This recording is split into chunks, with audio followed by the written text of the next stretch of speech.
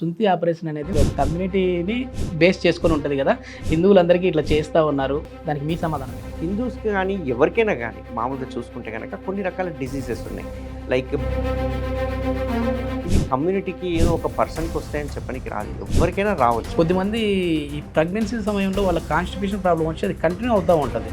అట్లాంటి వాళ్ళకి ఏమైనా ట్రీట్మెంట్ ఎట్లా ఉంటుంది, అంటే ఏమైనా డిఫర్ ఉంటుందా లేదంటే సేమ్ ట్రీట్మెంట్ ఏమైనా? మల్టిపుల్ ప్రెగ్నెన్సీ ఉంటే కనుక ఇంకా ఎక్కువ ఎఫెక్ట్ అయ్యే అవకాశాలు ఉంటాయి. కాబట్టి ప్రెగ్నెన్సీ టైంలో కొంచెం ప్రెగ్నెన్సీ అయిపోయిన తర్వాత ఆ సిమ్టమ్స్ అలాగే కంటిన్యూ అయితే కనుక వాళ్ళకు కూడా ట్రీట్మెంట్ అయితే ఇక్కడ మన ట్రీట్మెంట్ రేంజ్ హాస్పిటల్లో చేస్తూ ఉన్నారు. ప్రెగ్నెంట్ లేడీకి కావచ్చు, ఈవెన్ లాక్టేషన్ మదర్కైనా కానీ మనం సర్జరీ అనేది చేస్తాం. ఫైల్స్ ఉన్న వాళ్ళు, ఇబ్బంది పడే వాళ్ళు ఉంటే వాళ్ళకి ఏం చెప్తారు? ఫైల్స్ ఉంటే ఫస్ట్ భయపడాల్సిన అవసరం లేదు. మేము చదువుకునే రోజుల్లో చూసుకుంటే ఒక 15-20 ఇయర్స్లో పేషెంట్ మళ్ళీసారి హాస్పిటల్ అడుగు కాదు కదా, దగ్గర కూడా రాడు. సర్జరీ చేయించుకున్న తర్వాత అతనికి ఒకవేళ సర్జరీ చేయించుకున్నాక మళ్ళీ ఫైల్స్ వచ్చినాయి అనుకో, ఇంట్లో కూడా చెప్పాడు, ఎందుకంటే అంత నరకం సర్జరీ కాబట్టి. బట్ లేజర్ వచ్చిన తర్వాత అసలు 1 డే సర్జరీ, 1 డే కూడా హాఫ్ డే సర్జరీ, ఇమ్మీడియట్గా వెళ్ళిపోవచ్చు, వాళ్ళ పనులు చేసుకోవచ్చు. ఈ సర్కంసిషన్కి సంబంధించి వరల్డ్ బుక్ ఆఫ్ రికార్డ్ కూడా వచ్చింది కదా సార్, అంటే ఏ సందర్భంలో చేయాల్సిన అవసరం వచ్చింది, ఎన్ని సర్జరీలు ఎన్ని నిమిషాలు చేశారు? లాస్ట్ ఇయర్ August 15th అనుకుంటాను ఈ 212 సర్జరీస్ చేయడం జరిగింది వితిన్ 6 అవర్స్లో. సర్జరీస్ కూడా అంత ఫ్రీ కాస్ట్ చేసాము. ఓన్లీ స్టాప్లర్ అమౌంట్ మాత్రం ఛార్జ్ చేసాము. మిగతా ప్రొసీజర్ కానీ మొత్తం అన్ని ఫ్రీగా చేసేసాము. అక్కడ వచ్చిన వాళ్ళలో ఎక్కువ మందిలో అంటే డయాబెటిక్ అటాక్ అయిన వాళ్ళు వచ్చారా, లేదంటే నార్మల్గా ఉండి కూడా దీన్ని లేదు నెక్స్ట్ మనకి ఇట్లాంటి ప్రాబ్లమ్స్ రాకుండా ఉండాలి అనే వాళ్ళు వచ్చారా సార్? అవేర్నెస్ కోసం చేశాం కాబట్టి ఇది నార్మల్ వాళ్ళే చాలా మంది వచ్చారు. ఆ 212లో ఒక 50 మెంబర్స్ డయాబెటిక్ తీసేస్తే కనుక మిగతా వాళ్ళకి యంగ్స్టర్స్ వచ్చారు. అసలు వాళ్ళకి చర్మం పోలేదు, పాపం అతుకులు వచ్చినాయి, పెళ్ళిళ్ళు ఆగిపోయి పెళ్ళిళ్ళు చేసుకోలేక, ఇంటర్ కోర్స్ చేయలేక, ఇట్లాంటి వాళ్ళు చాలామంది వచ్చారు. వెల్కమ్ టు సుమన్ టీవీ, నేను మీ నవీన్. సామాన్యుడితో సుమన్ టీవీ, సామాన్యుల కోసం సుమన్ టీవీ. నేను ఇప్పటి వరకు 100+ డాక్టర్స్తో ఇంటర్వ్యూస్ అయితే చేశాను. అందులో కార్డియాలజీ, డర్మటాలజీ, న్యూరాలజీ, అదేవిధంగా ఆర్థోపెడిక్ సర్జన్స్ ఇలా చాలామందే ఉన్నారు. కానీ రీసెంట్గా 1 month బ్యాక్ ఒక డాక్టర్తో ఇంటర్వ్యూ చేశాను. Laparoscopic and laser surgeon doctor Kareddy Sridhar Reddy garu, Treatment range hospital నుంచి. ఆయనతో ఇంటర్వ్యూ అన్నప్పుడు మొదటిగా కొంచెం భయపడ్డాను. భయం కంటే కూడా సిగ్గు, మొహమాటం, బిడియం అని అనుకోవచ్చు. ఎందుకంటే నేను ఇప్పటివరకు పొలిటికల్ ఇంటర్వ్యూస్ చేశాను, అదేవిధంగా కొన్ని రకాల హెల్త్ అవేర్నెస్ ప్రోగ్రామ్స్ చేశాను డాక్టర్స్ తోటి. సో ఈ ఇంటర్వ్యూ ఏంటంటే సుంతి ఆపరేషన్ అంటే సర్కంసేషన్, అదేవిధంగా పైల్స్కి సంబంధించిన ఇంటర్వ్యూస్ అనమాట. ఇవి చేస్తే నా సర్కిల్లో ఎలా ఉంటుంది, వాళ్ళు ఎట్లా రిసీవ్ చేసుకుంటారు అనేసి అనుకున్నాను. కానీ ఆ ఇంటర్వ్యూ చేసిన తర్వాత అక్కడ వచ్చిన కమెంట్ చూసి ఖచ్చితంగా దీనిపైన ఒక అవేర్నెస్ అయితే తీసుకొని రావాలి, మాకు తెలియని విషయాల గురించి మీరు చెప్పారు సార్ అని చెప్పేసి చాలా కమెంట్ అయితే చేశారు. అప్రిషియేషన్స్ చాలా అయితే వచ్చాయి. సో ఇప్పుడు దీన్ని 5 నిమిషాలు 6 నిమిషాలు కాకుండా మాకున్న డౌట్స్ అన్నీ కూడా ఒక క్వశ్చన్ రూపంలో మేము పెడుతున్నాం సార్, దీన్ని సార్ని అడగండి అని చెప్పేసి అన్నారు. సార్ని రిక్వెస్ట్ చేశాను, ఒక పోడ్కాస్ట్ అయితే చేద్దాం సార్ అన్నాము. సో సార్ కూడా యాక్సెప్ట్ చేశారు. ఇప్పుడు మన స్టూడియోలో ఉన్నారు. ట్రీట్మెంట్ రేంజ్ హాస్పిటల్ నుంచి ప్రముఖ laparoscopic and laser surgeon doctor Kareddy Sridhar Reddy garu. మరి ఇంకెందుకు ఆలస్యం, సార్తో చాలా వివరాలు అడిగి తెలుసుకుందాం. హాయ్ సార్, నమస్తే అండి. నమస్తే సార్, డైరెక్ట్గా స్ట్రైట్గా మన ఇంటర్వ్యూ చేద్దామండి. ఏంటంటే మీ ఫ్యాన్స్ కొద్దిమంది కమెంట్ చేశారు సార్తో ఒక ఫుల్ ఇంటర్వ్యూ కావాలని, అది ఇంట్రడక్షన్లో కూడా చెప్పాను. సో వాళ్ళకున్న డౌట్ ఏంటంటే సర్కంసిషన్, సుంతి ఆపరేషన్ చేయించుకున్న తర్వాత మా సెక్స్ లైఫ్ ఎట్లా ఉంటుంది, ఎందుకంటే దీని గురించి చెప్తూ వస్తున్నారు సారు, కానీ ఆఫ్టర్ సుంతి ఆపరేషన్ సర్కంసిషన్ తర్వాత లైఫ్ ఎట్లా ఉంటుంది? సర్కంసిషన్ అంటే ఈ సుంతి ఏదైతే ఉంటుందో దీన్ని ఖత్నా అంటుంటాము. యూజువల్గా ముస్లిం కమ్యూనిటీలో చేయించుకుంటే కనుక వాళ్ళు చిన్నప్పుడే చేయించుకుంటుంటారు. సో వాళ్ళది పక్కన పెడితే కనుక హిందూస్ దగ్గరికి వచ్చి, అంటే రిమైనింగ్ ముస్లిం కాకుండా అదర్ రిలీజియన్స్ చూసుకుంటే కనుక వాళ్ళు ఎవరు చిన్నప్పుడు ప్రాక్టీస్ అయితే చేయరు. పెద్దగా అయిన తర్వాత ఒకవేళ వాళ్ళకి ఏదన్నా ఇష్యూస్ ఉంటాయి, అంటే ఆ చర్మం వెనక్కి పోకపోవడం కానీ, లేకపోతే సెక్షువల్ ఇంటర్కోర్స్ చేసేటప్పుడు పెయిన్ఫుల్గా ఉండడం కానీ, ఇట్లాంటి ఇష్యూస్ ఉంటే మన దగ్గరికి సర్కంసిషన్ కోసం వస్తుంటారు. అయితే ఇప్పటివరకు నేను ఒక 30,000 సర్కంసిషన్ సర్జరీ చేస్తుంటాను ఈ ఒక 7-8 ఇయర్స్లో. సో నేను గమనించింది అంటే నా రెగ్యులర్ ప్రాక్టీస్లో నేను నా పేషెంట్స్ని యూజువల్గా రివ్యూస్లో నేను క్వశ్చన్ చేస్తుంటాను. అంటే 1 month తర్వాత 2 months తర్వాత రివ్యూస్కి వస్తుంటారు. సో రివ్యూస్లో నేను ఒక క్వశ్చన్ చేస్తుంటాను, సర్కంసిషన్కి ముందు ఇంటర్కోర్స్ ఎలా ఉంది, సర్కంసిషన్ తర్వాత ఇంటర్కోర్స్ ఎలా ఉంది, మీకేమన్నా బెనిఫిట్ అనిపించిందా, ఏ రకంగా బెనిఫిట్ అనిపించింది, అంటే ఈ ప్రీమెచ్యూర్ ఎజాక్యులేషన్ ఇంతకుముందు ఉంటే ఇప్పుడు ఏమన్నా పోయిందా, ఇంతకుముందు పెయిన్ఫుల్ ఇంటర్కోర్స్ ఉన్నది ఇప్పుడు ఎలా ఉంది, అండ్ ఇంతకుముందు కెపాసిటీ కావచ్చు, లేకపోతే ఎక్కువసేపు చేసి ఉండడం కావచ్చు, టైం డ్యూరేషన్ కావచ్చు, ఇవన్నిట్లో ఏమైనా చేంజెస్ వచ్చినాయా అని చెప్పేసి. బట్ నాకు తెలిసిన ఇన్ఫర్మేషన్ ఏంటి అంటే నేను చేసిన ఈ రీసెర్చ్ ప్రకారం నాకు మన అంటే లిమిటెడ్ సోర్స్ తోటి నేను చేసిన దాని ప్రకారం చూస్తే కనుక 100% ఇంప్రూవ్మెంట్ ఉంది, అందులో డౌటే లేదు.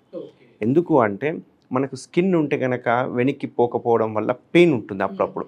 సో అట్లా పెయిన్ ఉండే వరకు ఏమవుతుందంటే వాళ్ళకి ఇంటర్కోట్ చేసేటప్పుడు సడన్గా ప్రీమెచ్యూర్ ఎజాక్యులేషన్ స్టార్ట్ అయిపోతుంది. సో వాళ్ళకు తొందరగా ఎజెక్ట్ అయిపోతుంది. సో అదే స్కిన్ లేదనుకోండి, ముందల ఎటువంటి అడ్డంకి లేదనుకోండి, వాళ్ళకి డ్యూరేషన్ అంటే ఆ ఫోర్ స్కిన్ అనేది మనకు ప్రొటెక్షన్ కోసం ఉంది కదా, దాన్ని తీసేస్తే మళ్ళీ ఏం ఇబ్బంది ఏమి ఉండదండి?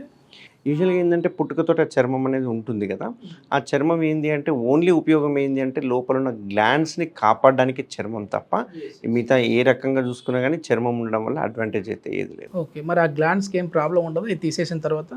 గ్లాండ్స్కి ఏం ప్రాబ్లం ఉండదు, ఎందుకంటే ఇప్పుడు గ్లాండ్స్లో ఒకవేళ చర్మం ఉందనుకోండి, రెండు విషయాలు గుర్తుపెట్టుకోవాల్సింది ఏంటి అంటే, ఒకటి ప్రొటెక్షన్, అంటే ఈ ప్రొటెక్షన్ వాడకుండా కనుక ఇంటర్కోర్స్ చేస్తే కనుక సెక్షువల్ ట్రాన్స్మిటెడ్ డిసీజ్ చర్మం ఉన్న వాళ్ళకి అంటే సొంతి చేయించుకొని వాళ్ళకి చాలా ఎక్కువ ఉంటాయి, ఇంచుమించుగా 80 to 90% ఎక్కువ ఉంటాయి. అదే సర్కంసిషన్ చేయించుకున్న వాళ్ళకి చూసుకుంటే కనుక ఇంక్లూడింగ్ హెచ్ఐవి కావచ్చు, హెచ్ఎస్వి కావచ్చు, హెచ్పివి కావచ్చు, సిఫిలిస్ కానీ, షాంక్రాయిడ్ కానీ, ఇట్లా చాలా రకాల డిజీజ్ ఏవైతే సెక్షువల్గా మనకు ట్రాన్స్మిట్ అవుతాయో ఆ డిజీజ్ 80% మనకు రాకుండా ఉండే అవకాశం ఉంటుంది. అంటే ఒక ప్రొటెక్షన్ అనేది దొరుకుతుంది. సో ఏది చర్మం లేకుంటే, అండ్ చర్మం లేకపోతే కనుక మనకు టైమింగ్, డ్యూరేషన్ కావచ్చు, ప్రీమెచ్యూర్ ఎజాక్యులేషన్ కానీ ఇట్లాంటివి ఇంప్రూవ్ అవుతాయి. కాబట్టి 100% చర్మం తీసేసుకుంటేనే బెటర్ అనేది నా ఉద్దేశం. ఓకే సార్, మీ ఇంటర్వ్యూస్కి పాజిటివ్ కామెంట్స్ వచ్చిన దానికంటే ముందు మనం నెగిటివ్ గురించి మాట్లాడదామండి. సో అసలు ఈ అంటే ఒక పర్సన్ నేమ్ అయితే మెన్షన్ చేయడం వద్దు, ఈ సర్కంసిషన్ సుంతి ఆపరేషన్ అనేది ఒక కమ్యూనిటీకి సంబంధించింది మాత్రమే, కావాలనే వరుస పెట్టుకొని సార్ వచ్చేసేసి ఒక ఉద్యమంలా దీన్ని చేస్తూ వెళ్తున్నారు. సో ఏంటి, ఎందుకు ఇది ఇంత చేస్తూ ఉన్నారు సార్ని అడగండి. అంటే ఇది ఒక కమ్యూనిటీని బేస్ చేసుకొని ఉంటుంది కదా, హిందువులందరికీ ఇట్లా చేస్తూ ఉన్నారు, దానికి మీ సమాధానం ఏంటి? యూజువల్గా ఇది ఒక కమ్యూనిటీకి ఎప్పుడు మనం అంటగట్టలేదు, ఆ కమ్యూనిటీలో వాళ్ళు ఎందుకు చేయించుకుంటున్నారు అనేది చాలా ఇంపార్టెంట్ ఇక్కడ. ఎందుకంటే ముస్లిం కమ్యూనిటీలో నమాజ్ చేసేటప్పుడు వాళ్ళు క్లీన్గా ఉంచుకోవాలి, మొత్తం బాడీ పైనుంచి కింది వరకు అంతా క్లీన్ చేసుకున్నాకనే నమాజ్ చదవాలనేది వాళ్ళ రూల్. సో వాళ్ళు యూజువల్గా రోజుకి 5 సార్లు చేస్తారు, మినిమం 5 సార్లు చేస్తుంటారు నమాజ్. ఇట్లా 5 సార్లు చేసినప్పుడు ప్రతిసారి వాష్ చేసుకోవాలి. అంటే ఇప్పుడు చర్మం ఉందనుకోండి, చర్మాన్ని వెనక్కి అనుకొని వాష్ చేసుకోవడం అనేది ప్రతిసారి పాసిబుల్ కాదు. మేబీ ప్రైవేట్గా చేసుకోగలుగుతాం కానీ పబ్లిక్గా చేసుకోలేము. సో అట్లాంటి అవకాశం లేదు కాబట్టి వాళ్ళు ఏం ప్రాక్టీస్ చేశారు, 4 to 11 years ఏజ్ గ్రూప్లో, యూజువల్గా 4 to 11 years ఏజ్ గ్రూప్లో సర్కంసిషన్ చేయించుకుంటే కనుక వాళ్ళకు క్లీనింగ్ అనేది ఈజీగా ఉంటుంది. స్నానం చేసేటప్పుడు క్లీన్ చేసుకుంటే అక్కడ ఎటువంటి స్మెగ్మా ఏదైతే మనకు బాడీలో చెమట వస్తుందో అక్కడ కూడా తెల్లటి జిగురు లాంటిది వస్తుంది, దాన్నే మనం మాడిఫైడ్ స్వెట్ గ్లాండ్స్ అంటుంటాం మనం. అక్కడ నుంచి వచ్చే ఆ స్మెగ్మాని మనం క్లీన్ చేసుకోవడానికి రాదు. వీళ్ళు ప్రతిసారి నమాజ్కి వెళ్ళాలన్నప్పుడు అది క్లీన్ చేసుకోవాలంటే ఇబ్బంది. కాబట్టి వాళ్ళ ప్రాక్టీస్ ఏంటి అంటే ఆ సర్కంసిషన్ చేయించుకుంటే కనుక క్లీన్ చేసుకునే అవసరం ఉండదు. అట్లా వాళ్ళు ఆ ప్రాక్టీస్ అనేది స్టార్ట్ చేశారు. హిందూస్కి కానీ ఎవరికైనా కానీ మామూలుగా చూసుకుంటే కనుక కొన్ని రకాల డిసీజెస్ ఉన్నాయి, లైక్ బెలనైటిస్ అంటాం, బెలనైటిస్ కానీ, బెలనోపాస్థైటిస్ కానీ, లేకుంటే ఫైమోసిస్ అనే ఇష్యూస్, ఇవి కమ్యూనిటీకి ఏదో ఒక పర్సన్కి వస్తాయని చెప్పడానికి రాదు, ఎవరికైనా రాదు. డిసీజ్ అనేది డిసీజ్కి తెలియదు కదా వీళ్ళు ఈ కమ్యూనిటీ అని. సో డిసీజ్కి కమ్యూనిటీ లేదు, మనుషులకు ఉంటే చాలు ఎవరికైనా వచ్చేసేసాయి. మగవారికి అయితే చాలు, ఆ డయాబెటీస్ వచ్చిందనుకోండి, ఆ అంగం ముందున్న చర్మం ఏదైతే ఉందో అది కంప్లీట్గా థిక్ అయిపోతుంది, థిక్ అయిపోయి వెనక్కి రాదు. సో అట్లాంటివి పెట్టుకున్నాం అనుకోండి అవి క్యాన్సర్గా కన్వర్ట్ అయ్యే అవకాశాలు ఉంటాయి. సో ఇక్కడ కమ్యూనిటీ కాదు ఇంపార్టెంట్, ఇక్కడ health important, men health important. So ఇక్కడ మెన్ హెల్త్ ప్రకారం చూసుకుంటే కనుక చర్మం లేకపోతే కనుక బెనిఫిట్స్ ఎక్కువ ఉన్నాయి, అడ్వాంటేజెస్ ఎక్కువ ఉన్నాయి డిసడ్వాంటేజెస్ కంటే. కాబట్టి దీని మీద అవేర్నెస్ అనేది మనం క్రియేట్ చేయగలిగినాం అన్నట్టు. ఇది ఏ ఏజ్లో చేయించుకుంటే బెనిఫిట్ ఉంటుందంటే మామూలుగా దీనికంటే ఏమైనా ఏజ్ ఉందా? అంటే మీరు ఇందాక మాట్లాడుతూ 4 years అట్లా ఒక సర్టన్ ఏజ్ చెప్పారు ఒక కమ్యూనిటీకి. సో మరి ఆ కమ్యూనిటీ కాదు కదా, నాకు ఫ్యూచర్లో మీ వీడియోస్ చూసిన తర్వాత నేను కూడా ఫ్యూచర్లో ఈ ప్రాబ్లం రాకుండా ఉండాలని చేయించుకోవాలనుకుంటా ఉన్నాను. మరి ఈ ఏజ్ నాది కరెక్టేనా అని 20 వాళ్ళు అనుకోవచ్చు, 40 వాళ్ళు అనుకోవచ్చు. సో ఏజ్ కరెక్ట్ అండి? ఇక్కడ ఏజ్ అనేది క్రైటీరియా ఏం లేదు, ఏ ఏజ్ గ్రూప్లైనా చేయించుకోవచ్చు. ఎందుకంటే యూజువల్గా చిన్నప్పుడు కనుక చూసుకుంటే కనుక చేయించుకుంటే ఈజీ ఉంటుంది. ఏ రకంగా ఈజీగా ఉంటుంది అంటే చిన్నప్పుడు చర్మం అనేది 5 years వరకు అతుక్కొని ఉంటుంది. సో అతుక్కున్న చర్మం వెనక్కి రాదు. మంచిగా ప్రాక్టీస్ చేసామనుకోండి, మన నానమ్మలు కానీ లేకపోతే అమ్మమ్మలు కానీ ఇట్లా మంచిగా ప్రాక్టీస్ చేసేవాళ్ళు ఒకప్పుడు. స్నానం చేయించినప్పుడు వెనక్కి అనడం ప్రాక్టీస్ చేసేవాళ్ళు. ఇప్పుడున్న పేరెంట్స్ అసలు ముట్టుకోరు, అసలు దాన్ని టచ్ చేయరు, దాన్ని వెనక్కి చేయాలన్న అవగాహన కూడా లేదు. సో దాన్ని అలాగే వదిలేయడం వల్ల ఏమవుతుంది, చిన్నపిల్లలకి యూరిన్ ట్రాక్ట్ ఇన్ఫెక్షన్స్ ఎక్కువ అవుతున్నాయి. చిన్నపిల్లలు చూసుకుంటే కనుక 5 నుంచి ఒక 7 సంవత్సరాలు చూసుకుంటే జ్వరం కానీ, చలి జ్వరం కానీ ఇట్లాంటివి ఎక్కువ వచ్చేది యూరిన్ ట్రాక్ట్ ఇన్ఫెక్షన్ వల్ల. అది నేను చెప్పేది మగవాళ్ళు చెప్తున్నాను మెయిన్గా. సో మగవాళ్ళ యూరిన్ ట్రాక్ట్ ఇన్ఫెక్షన్ వస్తుంది అంటే మెయిన్గా మనం చూడాల్సింది స్కిన్ రిట్రాక్టబుల్లా కాదా. ఒకవేళ రిట్రాక్టబుల్ అయితే పర్లేదు, రిట్రాక్టబుల్ కాలేదనుకోండి, అక్కడ యూరిన్ కలెక్ట్ అయిపోవడము, దాని నుంచి బ్యాక్టీరియా డెవలప్ అవ్వడము, దీనివల్ల రికరెంట్ యూరిన్ ట్రాక్ట్ ఇన్ఫెక్షన్స్ రావడము, ఇట్లాంటివన్నీ జరుగుతుంటాయి. సో పెద్దవాళ్ళకి చూసుకుంటే కనుక డయాబెటీస్ వల్ల కావచ్చు, లేకుంటే చిన్నప్పుడు మనం ప్రాక్టీస్ చేయకుండా అలాగే కంటిన్యూ అయిపోతే పెద్దగా అయిన తర్వాత చర్మం అనేది వెనక్కిపోదు. ఇట్లాంటి వాళ్ళకి ఇంటర్ కోర్స్ అప్పుడు చాలా ఇబ్బంది అవుతుంది. కాబట్టి ఇక్కడ క్రైటీరియా చూసుకుంటే ఏ ఏజ్ గ్రూప్లో చేయాలనేది ఇంపార్టెంట్ కాదు, బట్ ఏదో ఒక రోజు చేయించడం అనేది ఇంపార్టెంట్. ఎందుకు అంటే అది చిన్నప్పుడు చేయించుకుంటే బెనిఫిట్స్ ఎక్కువ ఉంటాయి. ఏ రకంగా బెనిఫిట్స్ ఎక్కువ ఉంటాయి అంటే, చిన్నప్పుడు చేయించుకుంటే ఇమ్యూనిటీ పవర్ ఎక్కువ ఉంటుంది కాబట్టి తొందరగా హీల్ అవుతుంది. ఎందుకంటే హీలింగ్ పవర్ చాలా ఎక్కువ ఉంటుంది పిల్లల్లో, సో హీలింగ్ ఎక్కువ ఉంటుంది. అండ్ మెయిన్ ఈ సర్జరీ అయిన తర్వాత మనం ఇచ్చే ఫస్ట్ ప్రికాషన్స్ ఏవైతే ఉందో అది అంగం పెద్దగా కాకుండా చూసుకోమని చెప్తుంటాం. సో అదే చిన్నప్పుడు చేయించామనుకోండి జరగదు, అంగస్తంభన జరగదు కాబట్టి హీలింగ్ ఫాస్ట్ ఉంటుంది. అంతేకాకుండా పెద్దగైన తప్పుడు చేయించుకునే దానికంటే కూడా, అంటే ఇంటర్ కోర్స్ కంటే ముందు కనుక సర్కంసిషన్ చేయించుకుంటే కనుక ఈ సెక్షువల్ ట్రాన్స్మిటెడ్ డిజీజులు కూడా వచ్చే అవకాశాలు తక్కువ ఉంటాయి. కాబట్టి ఏజ్ క్రైటీరియా కాదు, ఎప్పుడు మీకు అవగాహన వచ్చి చేయించుకోవాలనే ఉద్దేశం ఉంటే కనుక తప్పకుండా చేయించుకోవడం. ఒకవేళ చిన్న ఏజ్లోనే ఈ సర్కంసిషన్ చేయించుకుంటే ఏమైనా సైజ్ అనేది, పినిస్ సైజ్ అనేది పెరిగే విధంగా ఉంటుందా అంటే? ఇక్కడ పెనిస్ సైజుకి స్కిన్కి పెద్దగా తేడా అంటే డిఫరెన్స్ అనను కంపారిజన్ ఉండదు. ఎందుకంటే అంగం యొక్క ముందరున్న చర్మం అనేది టైట్ అయిపోతే కనుక, చిన్నప్పుడే టైట్ అయిపోతే కనుక ఒక్కొక్కసారి అంగం పెరుగుదలకి ఇబ్బంది అవుతుంది. ఎందుకంటే గట్టిగా అతుక్కపోవడము, దీన్ని BXO అంటాం, బెలినైటిస్ గిరోటికా ఆబ్లిటరెన్స్ అంటాం. ఈ డిజీజ్లో ఏమవుతుందంటే చర్మము ఆ గ్లాండ్స్ మొత్తం అతుక్కపోతుంది కంప్లీట్గా. అట్లా అతుక్కపోయిన వాళ్ళకి చర్మం అంటే ఈ అంగం అనేది పెరుగుదల కొంచెం తక్కువ ఉంటుంది. కాబట్టి ఇండైరెక్ట్గా చెప్పాలనుకున్నది ఏంటి అంటే, సర్కంసిషన్ చేయించుకుంటే కనుక అంగం పెరుగుతుందని అనను, కానీ సైజ్ బాగుంటుంది అండ్ గ్రోత్ బాగుంటుంది. మనం నెక్స్ట్ దీనికి సంబంధించి డిసీజ్ అంటే ఈ క్యాన్సర్ అటాక్ కావచ్చు, ఈ ప్రోస్టేట్ గ్లాండ్కి దీనికి ఉన్న ఇంటర్లింక్ కావచ్చు, వీటి గురించి మాట్లాడే కంటే మీ పర్సనల్ లైఫ్ మాట్లాడదాం సార్. ఎందుకంటే కారెడ్డి శ్రీధర్ రెడ్డి గారు అంటే మనకు ఎంతవరకు ఉన్నా దీని గురించి ఒక అవేర్నెస్ చేస్తూ వస్తూ ఉన్నారు. ఒక laser surgeon, laparoscopic surgeon, piles అన్న, సర్కంసిషన్ అన్న సార్ పేరే వినపడతా ఉంటుంది. సోషల్ మీడియాలో ఎప్పుడు యాక్టివ్గా ఉంటారు. ఇంతవరకే తెలుసు. మీ పర్సనల్ లైఫ్ ఏంటి సార్? అంటే మీ బాల్యం ఏంటి, ఎక్కడి నుంచి వచ్చారు ఏంటి? నాది మహబూబ్నగర్ జిల్లా, రాచాల అనే గ్రామం నుంచి వచ్చాను. అక్కడే చదువుకున్నాను. మొత్తము స్కూలింగ్ అంతా డిఫరెంట్ ప్లేసెస్లో అయ్యింది. మా ఫాదర్ సోషల్ వెల్ఫేర్ ఆఫీసర్గా ఉండే. సో ఎవ్రీ ఇయర్ ట్రాన్స్ఫర్స్ అయ్యేది కాబట్టి నాకు అప్ టు 10th క్లాస్ వరకు ఫ్రెండ్స్ లేరు. నాకంతా ఫ్రెండ్స్ అంతా MBBS నుంచే స్టార్ట్ అయ్యారు. MBBS కుప్పంలో చేశారండి. కుప్పంలో BS medical college first batch, అక్కడ MBBS అయిపోయింది. ఆ తర్వాత గవర్నమెంట్లో జాయిన్ అవ్వడం జరిగింది. గవర్నమెంట్ నుంచి ఇన్ సర్వీస్లో మనము PG చేయడం జరిగింది SVS మెడికల్ కాలేజ్ మహబూబ్నగర్లో. అక్కడ నుంచి మనము ప్రాక్టీస్ అనేది స్టార్ట్ చేశాము. మెడికల్ ఫీల్డ్కి అంటే మామూలుగా మెడిసిన్ సీట్ వచ్చిన తర్వాత ఫస్ట్ ఇయర్ సెకండ్ ఇయర్ చదివేటప్పుడు అరే ఎందుకు వచ్చాను బాబు ఇక్కడికి, మరి ఇంత టార్చర్ ఉంటుంది అనుకోలే అనే సందర్భాలు ఏమైనా ఉన్నాయా సార్? ఎందుకంటే ఒక అనాటమీ జరిగేటప్పుడు కానీ కొంచెం భయంగా ఉంటుంది అనే ఫీలింగ్స్ ఉంటాయి కదా, అట్లా ఏమైనా ఎప్పుడైనా అనిపించిందా మీకు చదివేట? ఇప్పుడు అట్లా అనిపించలేదు, ఎందుకంటే 10th నుంచే నాకు మోటివేషన్ బాగుండే. ఎట్లా నాకు కార్డియోథొరాసిక్ సర్జన్ కావాలనేది నా డ్రీమ్ ఉన్నది. ఇదితో ప్యాషన్తో పోయాను కాబట్టి నాకు ఏ రోజు అంత డిఫికల్ట్ అనిపించలేదు. బట్ ఈ కాంపిటీషన్స్, ఈ హెక్టిక్ స్టడీస్ కానీ ఇవన్నీ చూస్తే మాత్రం ఓసారి అనిపించేది. అంటే నా ఇంజనీరింగ్ ఫ్రెండ్స్ని చూసినప్పుడు మాత్రం నాకు బాగా జెలస్ అయిపోయేవాడిని. త్వరగా సెటిల్ అయిపోతారు, తొందరగా పెళ్ళిళ్ళు చేసుకుంటారు, తొందరగా ఇన్కమ్ ఉంటుంది. డాక్టర్స్ అనేవారికి ఏంటంటే 30-35 ఇయర్స్ వచ్చే వరకు సెటిల్మెంటే క్వశ్చన్ మార్క్ ఉంటుంది. కానీ మీకున్న అంటే ఒక డాక్టర్ చేతిలో ప్రాణాలు కాపాడే శక్తి ఉంటుంది సార్, అది వేరే వాళ్ళకు ఉండదు. సో మీ లైఫ్లో ఒక అచీవ్మెంట్ లాగా అంటే వర్క్ సాటిస్ఫాక్షన్, అరే చాలా హ్యాపీ అనిపించింది అన్న సందర్భం ఏదైనా షేర్ చేసుకోగలరండి? యూజువల్గా ఒక సర్జన్కి ఏ సర్జరీ అయినా చాలా ఇంపార్టెంట్ సర్జరీ, అది చిన్నదైనా పెద్దదైనా. ఎందుకంటే యూజువల్గా ఇప్పుడు నేను సర్కంసిషన్ చేస్తుంటాను కదా, నాకు బయట ఎక్కడైనా పేషెంట్స్ కలుస్తుంటారు, చాలా హ్యాపీగా ఫీల్ అవుతుంటారు. వాళ్ళు ఏంది అంటే వాళ్ళకు కాస్మెటిక్గా మంచి రిజల్ట్స్ ఉంటాయి. ఇంతకుముందు చూసుకుంటే స్టేప్లర్ లేని రోజుల్లో చూసుకుంటే కనుక ఓపెన్ సర్జరీ ఉండేది. ఓపెన్ సర్జరీలో అది టఫ్ సర్జరీ, చూడడానికి చిన్న సర్జరీయే, బట్ మనం స్కిన్ ఏదైతే సీజర్తో కట్ చేస్తామో అది కుట్టేటప్పుడు హెచ్చు తగ్గులు అయ్యేది, ఒక సైడ్ ఎక్కువ ఒక సైడ్ తక్కువ, ఈ ప్రాబ్లమ్స్ ఉండేది. ఎందుకంటే అక్కడున్న స్కిన్ లూజ్గా ఉంటుంది అండ్ ఎలాస్టిక్గా ఉంటుంది. మనం ఎంత కట్ చేసినా కానీ తక్కువనే అనిపిస్తుంటుంది. మనం ఈ కోతి కొబ్బరికాయ ఆటలాగా ఎక్కువ కట్ చేస్తాము, అట్లా కాదు యువతలు తక్కువ కట్ చేస్తాం, అట్లా ఎవరికి అవుతుందంటే మొత్తం డిస్ఫిగర్ అయిపోతూ ఉంటుంది. దాంతో కాస్మెటిక్ రిజల్ట్స్ రాదు.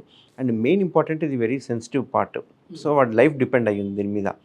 సో ఇప్పుడు ఇక్కడ ఏమవుతుందంటే ఓపెన్ సర్జరీకి వెళ్తే కనుక మనం ఎక్కువ కట్ చేసామనుకోండి, వాళ్ళకి ఫ్యూచర్లో ఎరెక్షన్స్కి స్కిన్ సరిపోదు. తక్కువ కట్ చేసామనుకోండి మళ్ళీ స్కిన్ ముందరికి వచ్చేస్తుంటుంది. సో ఇక్కడ కరెక్ట్ క్యాలిక్యులేషన్గా కట్ చేయాల్సి వస్తుంది. బట్ ఈ స్టాప్లర్ వచ్చిన తర్వాత, ఈ కేఎస్ఆర్ స్టాప్లర్ ఏదైతే వచ్చిన తర్వాత 100% ప్రిసైజ్గా ఉంటుంది అన్నట్టు. మనం డిసైడ్ చేసేదానికంటే ఆ స్టాప్లర్ డిసైడ్ చేస్తుంది ఎంత కట్ చేయాలి, ఎంత లిమిటేషన్స్ అనేది మనకు ఈజీగా తెలిసిపోతుంది. దీనివల్ల ఏమవుతుందంటే మంచి కాస్మెటిక్ రిజల్ట్స్ వస్తుంది. ఎర్లీగా వాళ్ళు ఆఫీస్కి వెళ్ళిపోవచ్చు అండ్ తొందరగా హీల్ అయిపోతుంది, పిన్స్ అని పడిపోతాయి. కాబట్టి ఈ విషయంలో చూసుకుంటే పేషెంట్స్ చాలా హ్యాపీగా ఫీల్ అవుతారు. ఎందుకంటే యూజువల్గా సర్కంసిషన్ చేయించుకున్నాక ఇంకేదైనా ప్రాబ్లం ఉంటే నా దగ్గరకు వస్తుంటారు, వేరే పైల్స్ కానీ లేకుంటే హెర్నియా ప్రాబ్లమ్స్ అట్లుంటే. నేను యూజువల్గా ఒక క్వశ్చన్ అడుగుతుంటాను అన్నట్టు, ఎలా ఉంది అంటే అసలు 100% చాలా బాగుంది సార్, చాలా బెనిఫిట్ ఉంది మాకు, అసలు ఇన్ని రోజులు ఎందుకు చేయించుకోలేదా అని బాధపడే వాళ్ళు చాలామంది ఉన్నారు. ఇది మాకు ముందే తెలిసింటే చేయించుకునే వాళ్ళం, అనవసరంగా ఒక 25 years 30 years వేస్ట్ చేసాము అన్న ఇదిలో ఉండేవాళ్ళు. సో ప్రతి సర్జరీ ఒక రకంగా ఒక సర్జన్కి చిన్నదైనా పెద్దదైనా సాటిస్ఫాక్షన్ ఇస్తుంది. నాకు ఎక్కువ సాటిస్ఫాక్షన్ ఇచ్చే సర్జరీస్ ఏంటంటే ఫిస్టులా సర్జరీస్. ఎందుకంటే ఫిస్టులాస్ అంటేనే ఒక రికరెన్స్ అనేది కామన్. మన అమెరికా కాదు, ఎక్కడ ప్రపంచంలో ఎక్కడ పోయినా కానీ రికరెన్స్ రేట్ అనేది చాలా ఎక్కువ ఉంటుంది. బట్ అట్లాంటి ఫిస్టులాస్కి మేము ఆల్మోస్ట్ 85 to 90% అచీవ్ చేయగలిగినాం. అది కూడా విత్ లేజర్తో ఫిస్టులా చేస్తాం కాబట్టి వాళ్ళ హ్యాపీనెస్ చూడొచ్చు. ఎందుకంటే వాళ్ళు అప్పటికే 5 సార్లు 6 సార్లు ఇట్లా చేయించుకొని వాళ్ళు విసిగెత్తిపోయి ఉంటారు వాళ్ళు. సో ఫైనల్గా వాళ్ళు ఒక హోప్తో మనకు దగ్గరికి వచ్చాక వాళ్ళకు ఫైనల్గా అది హీల్ అయ్యే వరకు వాళ్ళు చాలా హ్యాపీగా ఫీల్ అవుతారు. ఓకే సార్, మళ్ళీ మనం ప్రొఫెషనల్ లైఫ్లోకి వచ్చామంటే, సో ఇందాక మనం చెప్పినట్టుగా దీనికి సంబంధించి అంటే కొన్ని రకాల పినైల్ క్యాన్సర్స్ వచ్చే విధంగా ఉంది అనే అంటూ ఉంటారు. అసలు ఏ టైప్ ఆఫ్ క్యాన్సర్ వచ్చే అవకాశం ఉంది సార్ ఇది సర్కంసిషన్ చేయించుకోకపోతే? ఈ సర్కంసిషన్ చేయించుకోకపోతే ఏమవుతుందంటే, ఇక్కడ ఇప్పుడు మనకు అంగం ముందల చర్మం ఉంటుంది కదా, ఆ చర్మము ఉండడం వల్ల లోపల తేమ అనేది ఉంటుంది, మాయిశ్చర్ ఉంటుంది. సో రిపీటెడ్గా ఇంటర్కోర్స్ చేసినప్పుడు బ్యాక్టీరియా కావచ్చు, వైరస్ కావచ్చు, ఆ లోపల తేమలో ఉండిపోవడము, తేమలో పెరగడము ఇట్లాంటివి జరుగుతూ ఉంటుంది అన్నట్టు. అంతేకాకుండా మనకు లోపల ఉండే స్కిన్ చాలా థిన్గా ఉంటుంది, చాలా సెన్సిటివ్గా ఉంటుంది. సో ఈ స్కిన్తో పాటు అలాగే ఉండి స్కిన్తో కానీ ఇంటర్కోట్ చేసినప్పుడు మైనర్ ట్రామాస్ అవుతుంటాయి, చిన్నగా కట్ అవ్వడము లేకుంటే గీసుకపోవడం లాంటివి అవుతుంటాయి. దీనివల్ల ఏమవుతుందంటే పార్ట్నర్కు ఉన్న ఇన్ఫెక్షన్స్ ఏదైనా ఉంటే కనుక, అది వైరస్ కానీ బ్యాక్టీరియా కానీ అవి మనకు వచ్చే అవకాశాలు ఉంటాయి. ఓకే, దీనివల్ల ఏమవుతుంది అంటే కొన్ని రకాల వైరస్లు ఏవైతే ఉంటాయి, ముఖ్యంగా ఇందులో చెప్పుకోదగ్గది ఏంటంటే HPV virus, human papilloma virus అంటారు. అందులో ఒక 4 స్ట్రెయిన్స్ ఉన్నాయి. అందులో ఒకటి 9, 11, 16, 18 అని చెప్పేసి ఈ 4 స్ట్రెయిన్స్ క్యాన్సరస్ స్ట్రెయిన్స్ అన్నట్టు, అంటే క్యాన్సర్ వచ్చే అవకాశాలు ఉంటాయి. సో ఈ హెచ్పివి కనుక పార్ట్నర్ నుంచి అబ్బాయిలు కనుక సోకితే కనుక, లేకుంటే మల్టిపుల్ పార్ట్నర్స్, మెయిన్గా ఇక్కడ చెప్పుకోవాల్సింది ఏంటి అంటే ఇంటర్కోర్స్ విత్ మల్టిపుల్ పార్ట్నర్స్ చాలా ఇంపార్టెంట్ ఇక్కడ. ఎందుకంటే మల్టిపుల్ పార్ట్నర్స్తో ఇంటర్కోర్స్ చేయడం వల్ల క్యాన్సర్స్ వచ్చే అవకాశాలు చాలా ఎక్కువ ఉంటాయి. అది కూడా ఎర్లీ ఏజ్లోనే ఇంటర్కోర్స్ స్టార్ట్ చేయడం, అది కూడా చాలా ఇంపార్టెంట్. సో ఇప్పుడు ఈ ప్రోస్టేట్ గ్లాండ్కి దీనికి ఏమైనా ఇంటర్లింక్ ఉందా అంటే ఈ సర్కంసిషన్కి? ప్రోస్టేట్కి దీనికి అస్సలు ఎక్కడ ఇంటర్లింక్ ఎక్కడ ఉండదు. కానీ దానికి వచ్చే క్యాన్సర్ వేరు, ఈ పినైల్ క్యాన్సర్ వేరు. ఎస్, ప్రోస్టేట్కి వచ్చే క్యాన్సర్లు ఏవైతే ఉన్నాయో ప్రోస్టేట్ గ్లాండ్కి వస్తాయి, అవి మనకు మూత్ర నాళం దగ్గర ఉంటాయి. ఇది ఏమో చర్మం అనేది ముందర ఉంటుంది కాబట్టి అంగం మీద వస్తుంటుంది. సో ఈ హెచ్పివి వ్యాక్సిన్ ఒకవేళ వేయించుకుంటే కనుక క్యాన్సర్స్ వచ్చే అవకాశాలు తక్కువ ఉంటాయి అనేది ఇప్పుడు మనకు ట్రెండింగ్. మనకి ఇప్పుడు అందరం హెచ్పివి వేసుకోవాలనేది ఒకటి నడుస్తుంది. సో ఈ హెచ్పివి వైరస్ కనుక సోకింది అంటే కనుక అంగం ముందల చర్మానికి కావచ్చు, లేకుంటే అంగం ముందర ఉన్న గ్లాండ్స్కి కావచ్చు, చిన్న అల్సరేటివ్ గ్రోత్ లాంటిది డెవలప్ అయిపోతుంది. ఆ డెవలప్ అయ్యేది చర్మం లేదనుకోండి మనకు కనిపిస్తుంది, చర్మం ఉందనుకోండి లోపలనే పెరిగిపోతూ ఉంటుంది. ఇట్లా మనకు స్క్వేమస్ సెల్ కార్సినోమా అని ఒకటి ఉంటుంది, మోస్ట్ కామన్గా వచ్చే కార్సినోమా అన్నట్టు. సో పెనైల్ క్యాన్సర్స్ వచ్చే అవకాశాలు చర్మం ఉన్న వాళ్ళకి చాలా ఎక్కువ ఉంటాయి, చర్మం లేని వాళ్ళతో పోలిస్తే. ఈ మధ్య మనం చూస్తే చాలా వరకు ఓపెన్గా మాట్లాడుతూ ఉన్నారు సార్. అంటే మీలాంటి వాళ్ళు డాక్టర్లు మీడియా ముందుకు వచ్చి ఒక ఎడ్యుకేషన్ లాంటిది ఇవ్వడం వల్ల ఒక కమెంట్ వచ్చింది, అంటే ఇది అందరిలో ఉంటుంది కానీ బయటికి చెప్పలేరు. సో ఏంటంటే వాళ్ళు అడిగింది ఏంటంటే, సార్ ఇది ఓరల్ సెక్స్ చేసే అలవాటు ఉంది మా పార్ట్నర్కి, సో తను ఎక్కువ ఫోర్స్ చేస్తుంటాడు, ఓరల్ సెక్స్కి ఇది చేస్తుంటాడు. సో అట్లాంటప్పుడు మాకేమైనా డిసీజులు, సెక్సువల్ డిసీజెస్ ఏమైనా అటాక్ అవుతాయని భయంగా ఉంది. సో అతనికి ఈ సర్కంసేషన్ చేయించుకుంటే ఏం ప్రాబ్లం ఉండదా, అప్పుడు చేయొచ్చా అని అడుగుతా ఉన్నారు. సర్కంసిషన్ చేయించుకున్న తర్వాత యూజువల్గా వైరస్ లోడ్ కానీ అక్కడ ఎక్కడ ఉండదు. మామూలుగా అక్కడ లాంగర్హాన్స్ సెల్స్ అని కొన్ని ఉంటాయి, డెండ్రైటిక్ సెల్స్ అని, లాంగర్హాన్స్ సెల్స్ అని, అవి కొన్ని ఉంటాయి. అది చర్మం ఉన్నాయి అనుకోండి, ఒకవేళ అంగం ముందర ఉన్న చర్మం ఉందనుకోండి, అక్కడ సెల్స్ ఎక్కువ ఉంటాయి. కాబట్టి పార్ట్నర్కి ఒకవేళ గనక ఈ హెచ్పివి కానీ హెచ్ఎస్వి అంటే హర్పిస్ సింప్లెక్స్ కానీ ఇట్లాంటివి ఉంటే గనక పార్ట్నర్ నుంచి పార్ట్నర్ మధ్యన సోకే అవకాశాలు చాలా ఎక్కువ ఉంటాయి. ఎందుకంటే ఆ వైరస్ మెయిన్గా అటాక్ చేసేది ఈ 2 రకాల సెల్స్ని, డెండ్రైటిక్ సెల్స్ కానీ లాంగర్హాన్స్ సెల్స్ అని. అదే మనం ఒకవేళ సర్కంసిషన్ చేసామనుకోండి, అక్కడ సెల్స్ ఉండే అవకాశాలు తక్కువ ఉంటాయి, ఎందుకంటే చర్మం ఉండదు కాబట్టి. సో దీనివల్ల కొన్ని contaminated disease, sexual transmitted disease అనేవి సర్కంసిషన్ చేయించుకున్న వాళ్ళకి సోకే అవకాశాలు చాలా తక్కువ ఉంటాయి.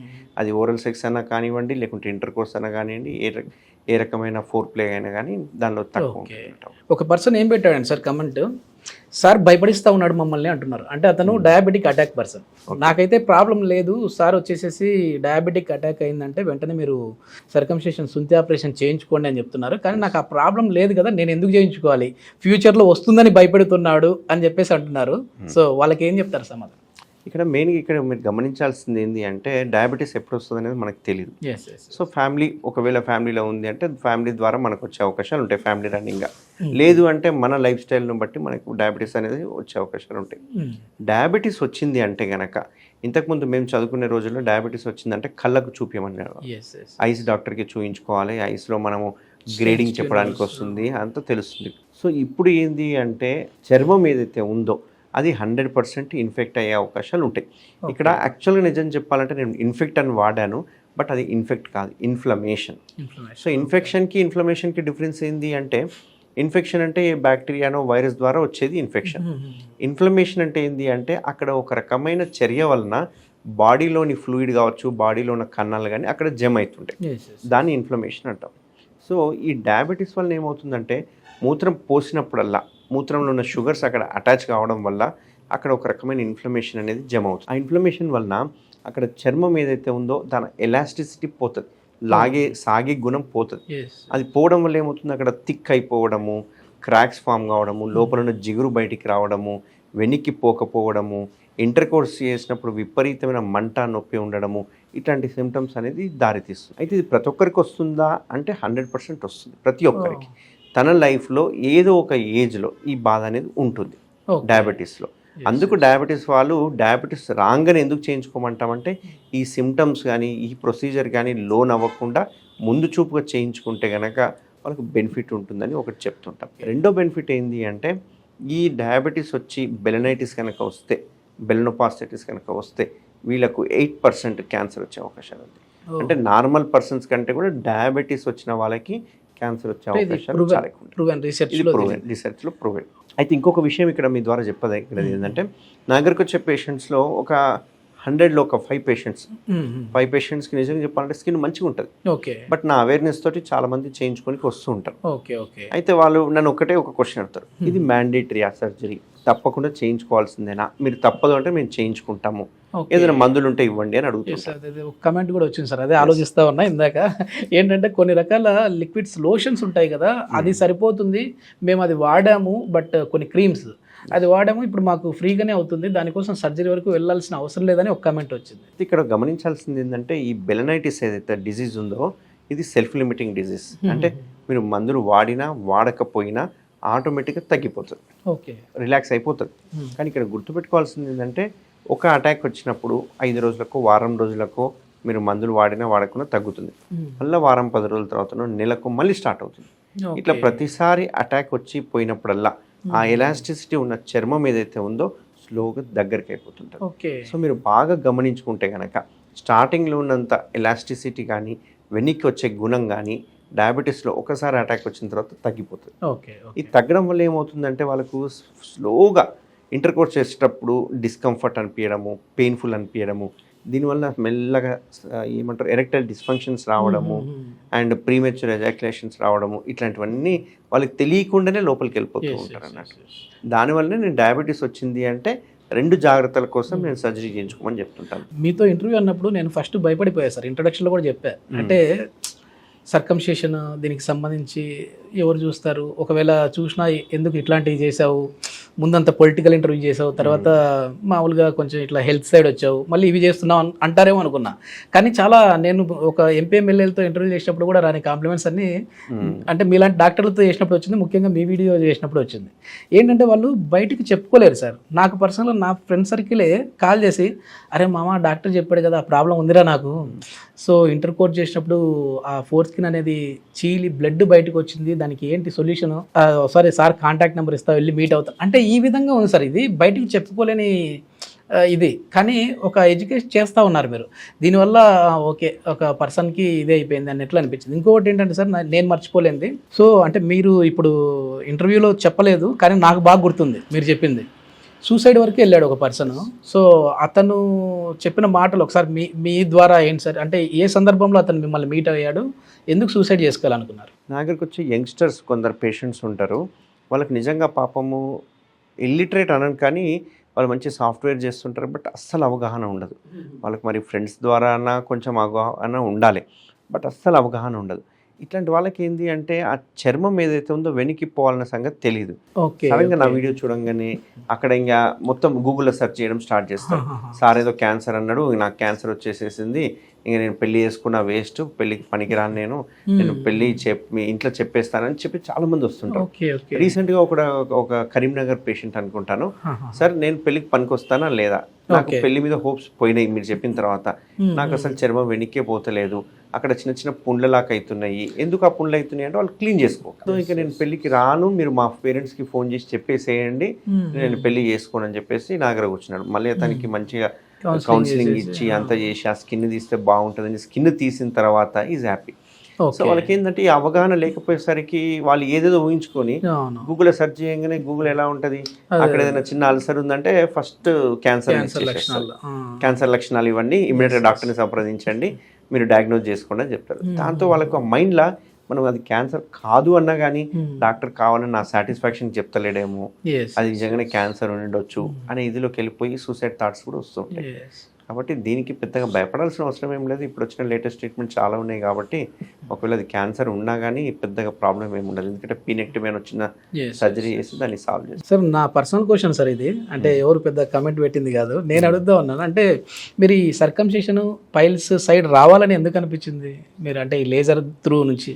యాక్చువల్గా నేను జనరల్ సర్జరీ చేసేటప్పుడు అంటే ట్రైనింగ్లో ఉంటాం కదా, పీజీ చేసేటప్పుడు ఈ సర్కంసిషన్ సర్జరీ ఒక 15-20 సర్జరీస్ అన్నీ అయ్యేటివి, బట్ మా ప్రొఫెసర్స్ కావచ్చు మా సీనియర్స్ కావచ్చు కానీ మాకు ఇచ్చేవాళ్ళు కాదు.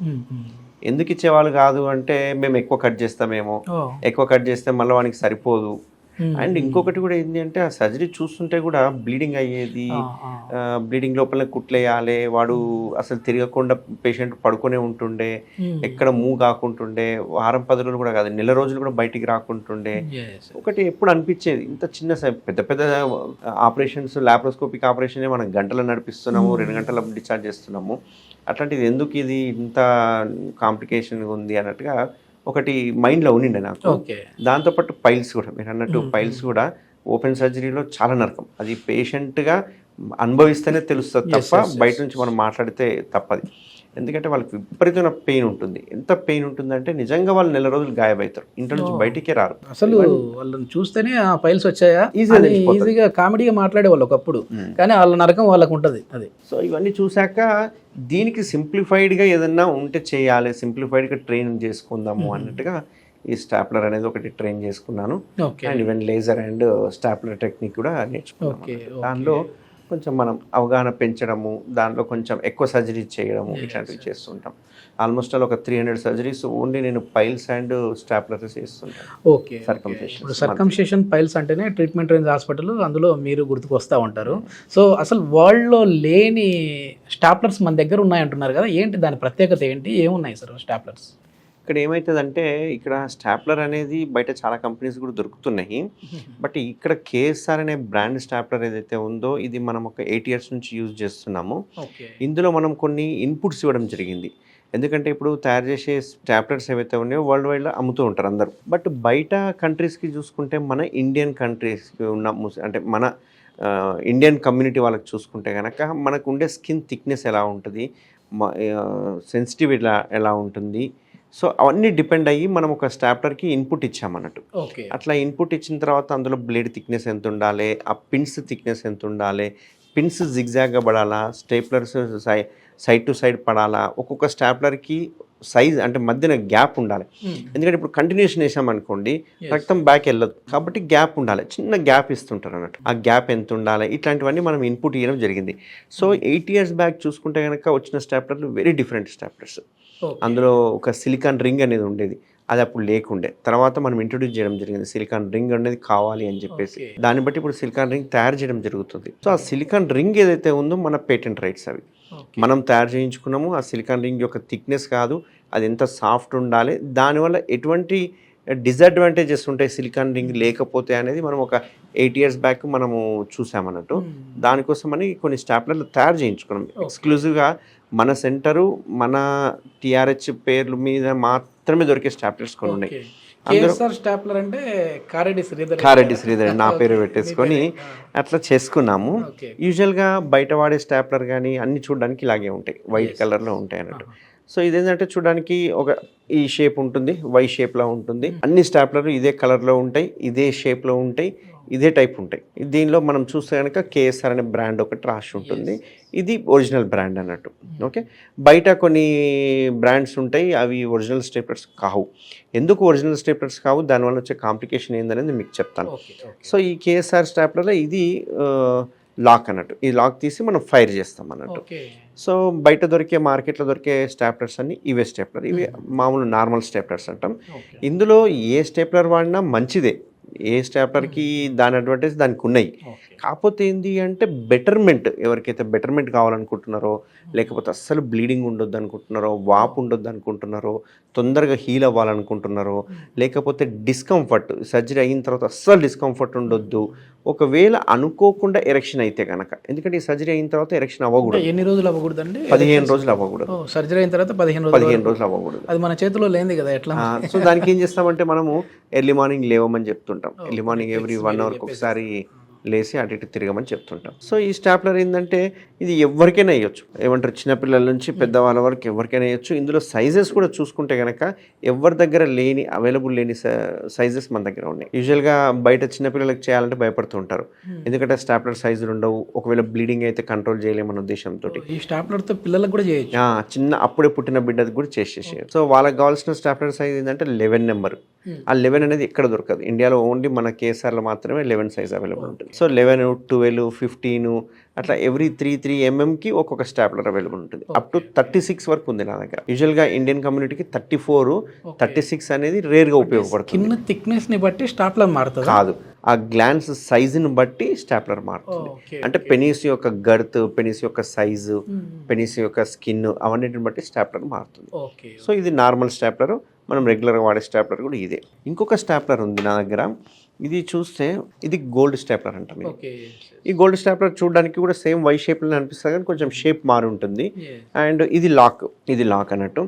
సో ఇది చూడడానికి ఎట్లా ఉంది, గోల్డ్ కలర్లో ఉంది అండ్ షేప్ కొంచెం మారింది.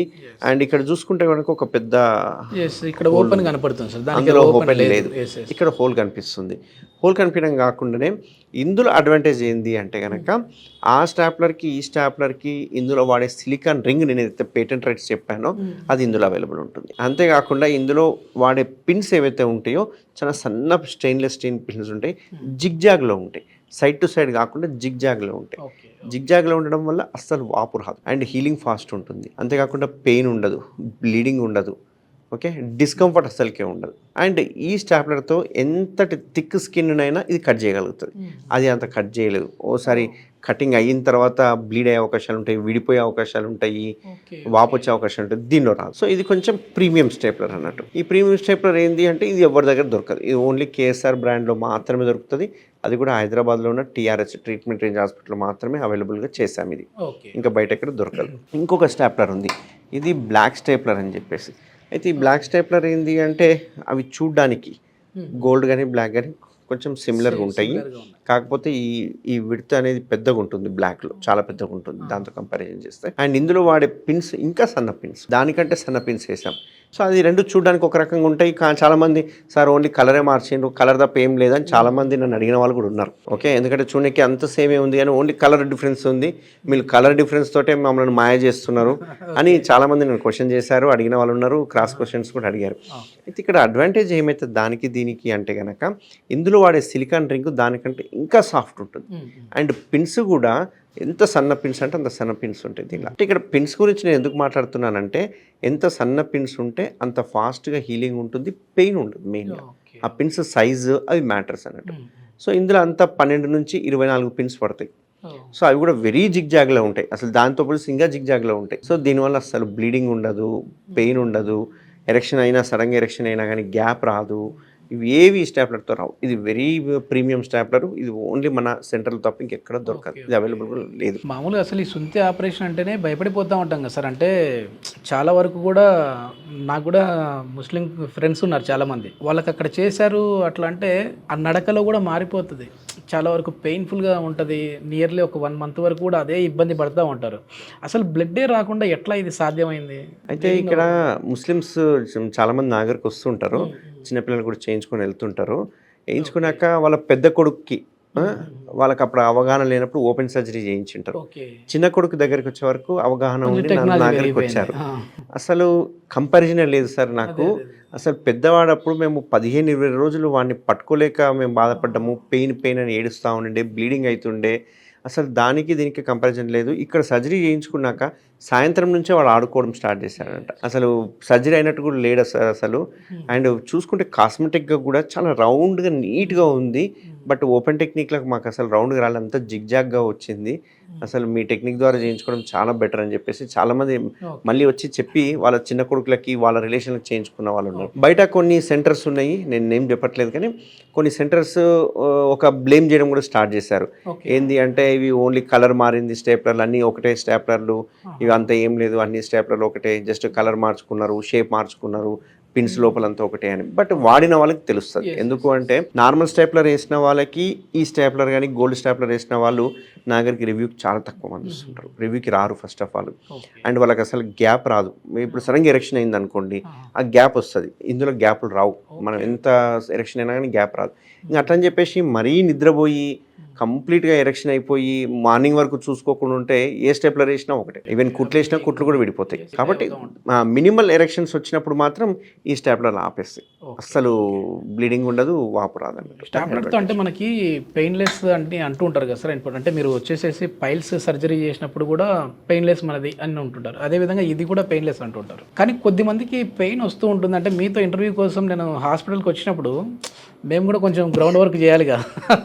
సో అక్కడ కొద్దిమంది పేషెంట్స్తో నేను మాట్లాడాను సార్. మాట్లాడినప్పుడు అన్న అప్పుడైతే పెయిన్ లేదు కానీ తర్వాత పెయిన్ వచ్చిందన్న అంటున్నారు. మరి ఏంటంటే మీరేమో పెయిన్లెస్ అంటున్నారు, ఇది పెయిన్ వచ్చిందని పేషెంట్ చెప్తా ఉన్నారు. ఇప్పుడు ఎనీ సర్జరీ అంటే ఒక మనం మాట్లాడుకుంటే కనుక యాజ్ ఏ డాక్టర్గా కాకుండా మనకి దెబ్బ తగిలినా లేకపోతే కట్ అయినా 1-2 రోజులు పెయిన్ అయితే డెఫినెట్గా ఉంటుంది, ఎంత పెయిన్ లేదనుకున్నా కానీ. ఎందుకంటే మనం స్కిన్ కట్ చేసినప్పుడు నర్వ్స్ అవన్నీ ఉంటాయి కాబట్టి పెయిన్ ఉంటుంది డెఫినెట్గా.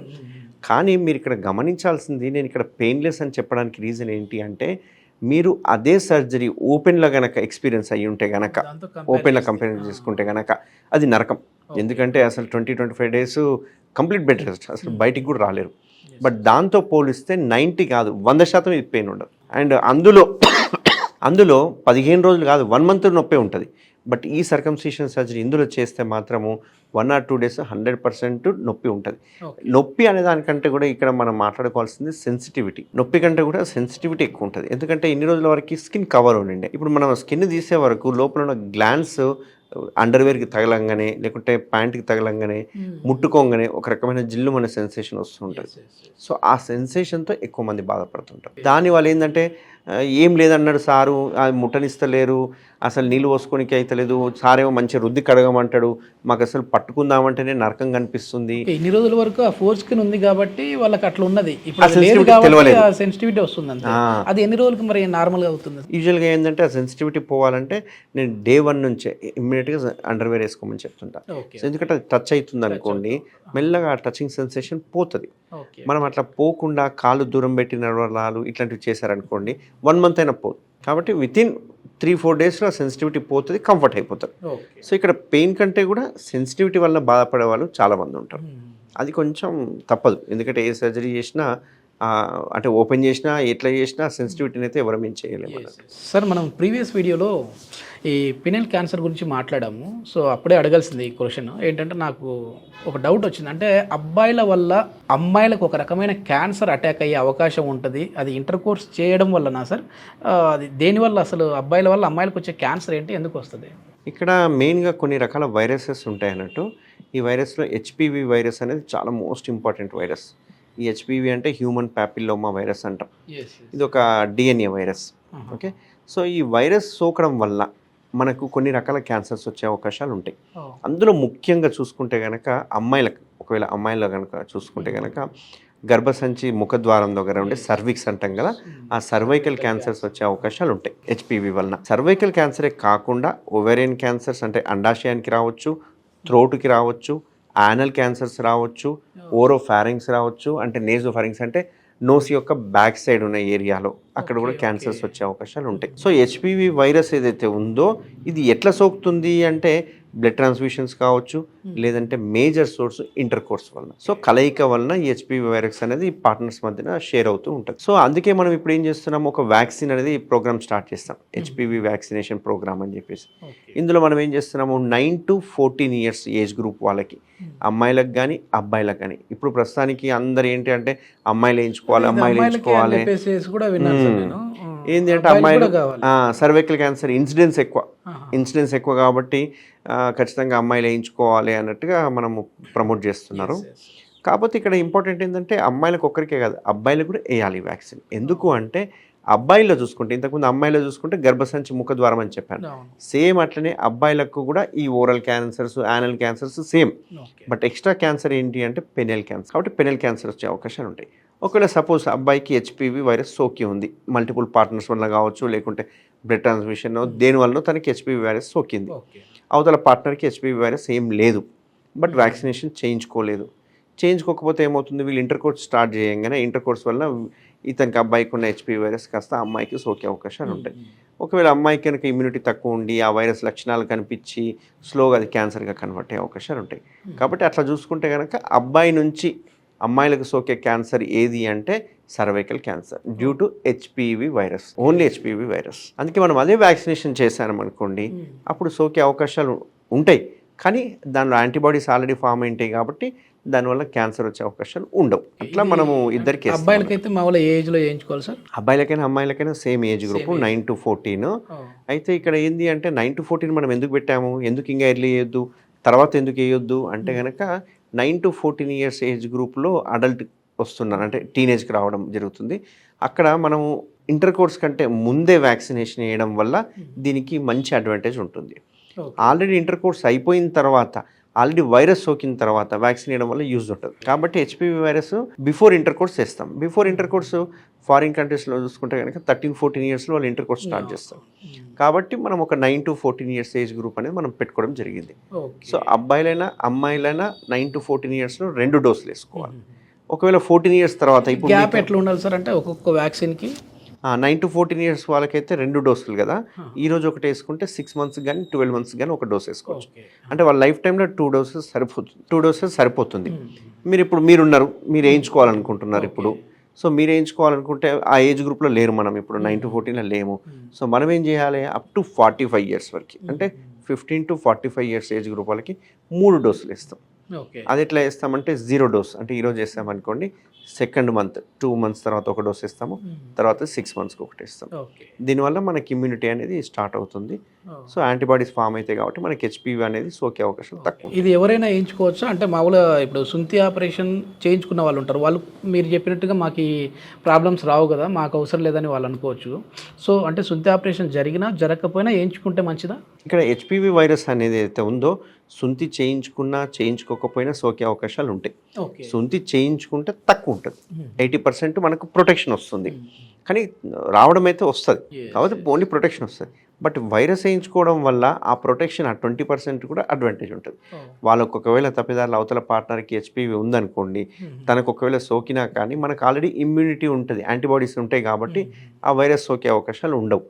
కాబట్టి ఇక్కడ సుంతికి దానికంటే కూడా ఇంపార్టెంట్ ఏంటంటే నా దగ్గరకు వచ్చే ప్రతి patient below 45 years age group వాళ్ళకి నేను 100% ఎంకరేజ్ చేస్తున్నాను వ్యాక్సిన్ వేయించుకోమని. అండ్ వ్యాక్సినేషన్ ప్రోగ్రామ్ స్టార్ట్ చేసి చాలా మందికి వేయడం కూడా జరిగింది. ఓకే ఓకే, మన ట్రీట్మెంట్ రేంజ్ హాస్పిటల్లో జరుగుతూ ఉంది. ఎస్, ఎందుకంటే అందులో కూడా వ్యాక్సిన్లో రకాలు ఉంటాయి. ఇప్పుడు నేను చెప్పాను 4 రకాల వేరియంట్స్కి మాత్రం కంపల్సరీ వేయించాలి. మిగతా వేరియంట్స్ మన ఇష్టం. ఎందుకంటే హెచ్పివిలో ఉన్న వేరియంట్స్ 200 వేరియంట్స్ ఉన్నాయి. 200కి వేయాలంటే కష్టం. కాబట్టి క్వాడ్రీ వాలెంట్ అంటారు, అంటే 4 స్ట్రెయిన్లకు కలిపి ఒక వ్యాక్సిన్ వచ్చింది. సో అది మన గాడాసిల్ అని, సర్వావ్యాక్ అని ఇట్లా చాలా రకాలు ఉన్నాయి. తక్కువ రేట్లో ఉన్నాయి, ఎక్కువ రేట్లో కూడా ఉన్నాయి అన్నట్టు. మనం పేషెంట్ యొక్క స్తోమతను బట్టి మనం సజెస్ట్ చేయడం జరుగుతుంది. వాళ్ళు 9కి అంటే 9 స్ట్రెయిన్ కావాలా 4 స్ట్రెయిన్ కావాలనే దాన్ని బట్టి మనం వ్యాక్సినేషన్ అనేది స్టార్ట్ చేయడం జరిగింది అన్నట్టు. సార్, ఈ జెంటల్ వార్డ్స్ గురించి కూడా ఎక్కువ వింటా ఉన్నాం సార్. అసలు అంటే ఈ జెంటల్ వార్డ్స్ అంటే ఏంటి, దీనివల్ల కలిగే నష్టాలు ఏంటి సార్? ఈ జెనిటల్ వార్డ్స్నే మనం వెరుకస్ అంటాము. ఈ వెరుకస్ ఏంది అంటే మనకు అంగం యొక్క ముందల చర్మం కావచ్చు, గ్లాండ్స్ మీద చిన్న చిన్న పులిపిరి లాంటివి పెరుగుతూ ఉంటాయి. చిన్న చిన్న కాయల్లాగా ఉంటాయి. అవి చిన్న గుత్తుల్లా అంటారు కదా, గ్రేప్స్ యొక్క గుత్తులు ఉంటాయి కదా, ఇట్టు సేమ్ అట్లే ఉంటాయి. అవి ఎంత ఘోరంగా ఉంటాయంటే ఒక్కొక్కసారి ఇంతింత గుచ్చులు పెరిగి చివరికి పెనిస్ అంటే అంగం ఎక్కడుందో కూడా గుర్తుపట్టలేము. మూత్రం ఎక్కడి నుంచి వస్తుందో తెలియదు, వాళ్ళకి ఇంటర్కోర్స్ చేయడానికి రాదు. సో ఆ గుత్తులు ఒక్కొక్కసారి బ్లీడ్ కూడా అవుతుంటాయి, విపరీతమైన బ్లీడింగ్ ఉంటుంది. ఇవే మెల్లగా క్యాన్సర్గా మారే అవకాశాలు ఉంటాయి. అందుకే హెచ్పివి వలన సోకేది ఏంటంటే ఈ జెనిటల్ వార్డ్స్. ఈ జెనిటల్ వార్డ్స్ కాస్త మెల్లగా క్యాన్సర్గా కన్వర్ట్ అయిపోతూ ఉంటాయి. ఇవి ఓన్లీ అంగం దగ్గరనే కాదు, ఈవెన్ యానల్ కెనాల్ దగ్గర కూడా వస్తూ ఉంటాయి. ఇది సేమ్ హెచ్పివి వలన. కాబట్టి యానల్ కెనాల్ ఒకవేళ వాళ్ళు అట్లా అంటే ఈ సింటమ్స్ మీరు చెప్తుంటే నాకు అర్థమవుతుంది, పైల్స్ కూడా కొంచెం అట్లానే టచ్ అవుతుంటాయి కదా, దానికి దీనికి డిఫరెన్స్ ఎట్లా వీళ్ళు కనుక్కోవాలి? పైల్స్ అనేవేమో లోపల ఉంటాయి, ఈ జెనిటల్ వార్డ్స్ అనేవి స్కిన్ మీద ఉంటాయి. కాబట్టి యానల్ కెనాల్ చుట్టూ జెనిటల్ వార్డ్స్ ఉంటాయి. ఈ జెనిటల్ వార్డ్స్ కొంచెం ఇమ్యూనిటీ తక్కువ ఉన్న వాళ్ళకి వస్తుంది. అంటే హెచ్ఐవి కూడా పరీక్ష చేయించుకోవాలి. ఎందుకంటే నాకు ఒక 2 months బ్యాక్ ఒక సర్జరీ చేశాను. యాక్చువల్గా పైల్స్ అనుకునే వచ్చాడు. చూస్తే మొత్తం జెనిటల్ వార్డ్స్. నాకు యానల్ కెనాల్ ఎక్కడుందో గుర్తుపట్టడానికి నాకు 10 నిమిషాలు టైం పట్టింది. యానల్ కెనాల్ దొరకలే, మొత్తం అవే మొత్తం గుత్తులు పెరిగిపోయి అసలు కూర్చోలేకపోతున్నాడు, పడుకోలేకపోతున్నాడు, మొత్తం బ్లీడ్ అవుతా ఉన్నాయి, టచ్ చేస్తే బ్లీడ్ అవుతున్నాయి. చూస్తే హెచ్ఐవి పాజిటివ్ ఉన్నాడు పేషెంట్ కూడా. సో పాజిటివ్ ఉండే వరకు ఏమైందంటే దానికి ఇమ్యూనిటీ తక్కువ ఉండడం వల్ల ఈ రకరకాల క్యాన్సర్స్ రావడము, హెచ్పివి వైరస్ సోకడం ఇట్లాంటివన్నీ జరిగింది అన్నట్టు. సో తనకి ఏంటంటే అవన్నీ మనము నీట్గా తీసేసి యానల్ కెనాల్ని మంచిగా క్లీన్ చేసేసుకుని ఆ బ్లీడింగ్ని ఆపేసి దాన్ని బయాప్సీ పంపడం ఇవన్నీ జరిగింది. సో పేషెంట్ ఇప్పుడు హ్యాపీగా ఉన్నాడు. అంటే ఇప్పుడు ఒకవేళ హెచ్ఐవి పాజిటివ్ వచ్చినా కూడా తన లైఫ్ని మంచిగానే లీడ్ చేసేస్తూ ఉన్నారు. హెచ్ఐవికి ప్రాబ్లమే ఉండదు, ఎందుకంటే హెచ్ఐవి వచ్చినంత మాత్రం బాధపడాల్సిన అవసరం ఏం లేదు. ఇమ్యూనిటీ బాగుంటే హ్యాపీగా లైఫ్ ప్రొసీడ్ అవ్వచ్చు, ఏం కాదు. ఓకే సార్, మనం ఇంతవరకు కూడా మెయిన్ ఫోకస్ సర్కంసెషన్ గురించి, సుంతి ఆపరేషన్ గురించి తీసుకున్నాం. ఎందుకంటే మీ ఫ్యాన్స్ అందరూ కూడా ఎక్కువ దాని మీద క్వశ్చన్స్ అడిగారు కాబట్టి దాని గురించి మనం డిస్కస్ చేసాము. కానీ ఇప్పుడు వచ్చేసేసి పైల్స్ గురించి మాట్లాడదాం సార్. అసలు పైల్ సర్జరీ గతంలోకి ఇప్పటికీ ఎట్లా ఉంది? ఎందుకంటే పైల్స్ అంటేనే వాడికి పైల్స్ వచ్చాయా లేదా అనేది ఆ నడకలో, అదేవిధంగా కూర్చునే విధానంలో చూస్తేనే తెలిసిపోయేది ఒకప్పుడు. దాన్ని సినిమాల్లో ఒక కామెడీ క్యారెక్టర్ లాగా జీవించేవారు. మూలశంఖం వచ్చింది వీడికి, అసలు కూర్చోలేకపోతా ఉన్నాడని అనేవాళ్ళు. సో ఇప్పుడు ఏంటంటే పైల్స్ వచ్చాయంటే నిజంగానే మరి అంత అని ఇబ్బంది పడే విధంగా ఉంటుందా? ఒకవేళ ఉన్న తర్వాత సర్జరీ చేయించుకుంటే ఎన్ని రోజుల వరకు మళ్ళీ ఆ సమస్య అంటే ఆ పెయిన్ ఉంటుంది? ఇందాక చెప్పినట్టు సర్కంసిషన్ అయితే పెయిన్లెస్ అని చెప్పినా కొంతమంది పేషెంట్స్ పెయిన్ఫుల్ అని అంటారు. అది because of so many reasons. Sensitivity కావచ్చు. ఇప్పుడు మనం ఎరెక్షన్ అవ్వద్దు అని చెప్తాం, సడన్గా ఎరెక్షన్ అయిపోతుంది. ఎరెక్షన్ అయ్యే వరకు వాపు వచ్చేసేస్తుంది, గ్యాప్ వచ్చేసేస్తుంది, దీనివల్ల చీము గారినట్టుగా అనిపిస్తుంటుంది. ఇట్లాంటివన్నీ ఉంటాయి అన్నట్టు. పైల్స్ ఆపరేషన్ నేను చేసే ఏదైతే లేజర్ ఆపరేషన్ ఉందో, లేకపోతే స్టాప్లర్ ఆపరేషన్ ఉందో, 0 పెయిన్. ఇది నేను ఛాలెంజింగ్ చేస్తాను పేషెంట్స్కి. కావాలంటే ఏ పేషెంట్ అన్నా నాకు చేసే పేషెంట్, నేను చేసిన పేషెంట్లో ఎవరికైనా నేను పైల్స్ ఆపరేషన్ లేకపోతే ఈ సర్జరీ కానీ చేసి ఉంటే కనుక 99 కాదు 100% పెయిన్లెస్ సర్జరీ. ఎవరికి పెయిన్ ఉండదు. ఎందుకంటే మనం ఏ సర్జరీ చేసినా కానీ, అంటే పైల్స్ సంబంధించిన సర్జరీ, ఈ లేజర్ చేసేది లోపల నుంచి కాలుస్తాం కాబట్టి చర్మాన్ని ఎటువంటి పరిస్థితుల్లో మనం కట్టు కూడా చేయం కాబట్టి ఇబ్బందే ఉండదు. కాకపోతే కొంచెం సుర్క్ అన్నట్టుగా పొడిచినట్టుగా ఉంటుంది. అది బికాజ్ ఆఫ్ లేజరు. కొందరు హైజీనిక్గా పెట్టుకోకపోతే కనుక లేజర్ చేసిన చోట కొంచెం పెయిన్ ఉండే అవకాశాలు ఉంటాయి. ఎందుకంటే చిన్న యాప్సెస్ ఫామ్ కావడము ఇట్లాంటివి అవుతుంటాయి. అది బికాస్ ఆఫ్ అన్హైజీనిక్ పెట్టుకోవడం వల్ల. అంతే తప్ప painless surgery, complete painless surgery. మీరు అన్నారు కూర్చోడానికి కూడా ఇబ్బంది పడతారు ఆ పేషెంట్స్ అని చెప్పేసి. నా దగ్గరికి వచ్చే పేషెంట్ మీరు చూస్తే కనుక సగం మంది మనం చైర్ ఆఫర్ చేసినా కూర్చోడానికి ఇంట్రెస్ట్ చూపారు. పర్లేదు సార్ అంటుంటారా? పర్వాలేదు, మేము నిల్చొనే మాట్లాడతాము, పడుకుంటాము, కానీ కూర్చోమని అంటారు. ఒకవేళ కూర్చున్నా కానీ ఒక సైడ్కి కూర్చుంటారు, అక్కడ టచ్ అవ్వకుండా సైడ్కి కూర్చుంటుంటారు అన్నట్టు. సో వాళ్ళకి ఏంటంటే ఆ పైల్స్ అని బయటికి వచ్చేసి ఉంటాయి కాబట్టి దానివల్ల బాగా ఇబ్బంది ఉంటుంది, విపరీతమైన పెయిన్ ఉంటుంది. వాళ్ళు తినరు. మనం చూసుకుంటే ఒక 1 monthలోనే వాళ్ళు 5-10 కిలోలు తగ్గిపోయి ఉంటారు ఆ బాధతోటి. అంతేకాకుండా ఎవరు చెప్పుకోరు, అస్సలు చెప్పుకోరు. చెప్తే సర్జరీ ఎందుకు సార్ ఈ పైల్స్ రావడం కారణం ఏంటి అసలు మెయిన్? ఎందుకంటే మేము మంచి ఫుడ్డే తీసుకుంటా ఉన్నాము, మా లైఫ్ స్టైల్ బాగుంది, అయినా కూడా ఎందుకు ఇది ఇట్లా వచ్చింది అని అంటూ ఉంటారు. అంటే జెనెటిక్గా ఇది పేరెంట్స్ నుంచి వస్తుందా, వీళ్ళ లైఫ్ స్టైల్ వల్ల వస్తుందా, వీళ్ళు తీసుకునే ఫుడ్ వల్ల వస్తుందా, ఎట్లా వస్తుందండి? ఇది అన్ని రకాల మిక్స్డ్ ఉంది. మీరు అడిగిన దానిలో అన్ని రకాల మిక్స్డ్ ఉంది. కొన్ని జెనెటికల్గా కూడా మనకు కోలాన్ ట్రాన్సిస్ట్ టైం అని ఉంటుంది, అంటే పేగులో కదలికను బట్టి కూడా మనకు కాన్స్టిపేషన్ అనేది డిసైడ్ అవుతుంది. అంతేకాకుండా జెనెటికల్గా పోలిస్తే కంటే కూడా లైఫ్ స్టైల్, ఎందుకంటే ఇప్పుడున్న లైఫ్లో చూసుకుంటే టిఫిన్ లంచ్ టైంకి చేస్తారు, లంచ్ డిన్నర్ టైం చేస్తారు, ఎప్పుడో midnight 2-3 o'clock డిన్నర్ చేస్తుంటారు. సో ఈ లైఫ్ స్టైల్ మాడిఫికేషన్ వచ్చే వరకు బాడీ అడ్జస్ట్ కాదు.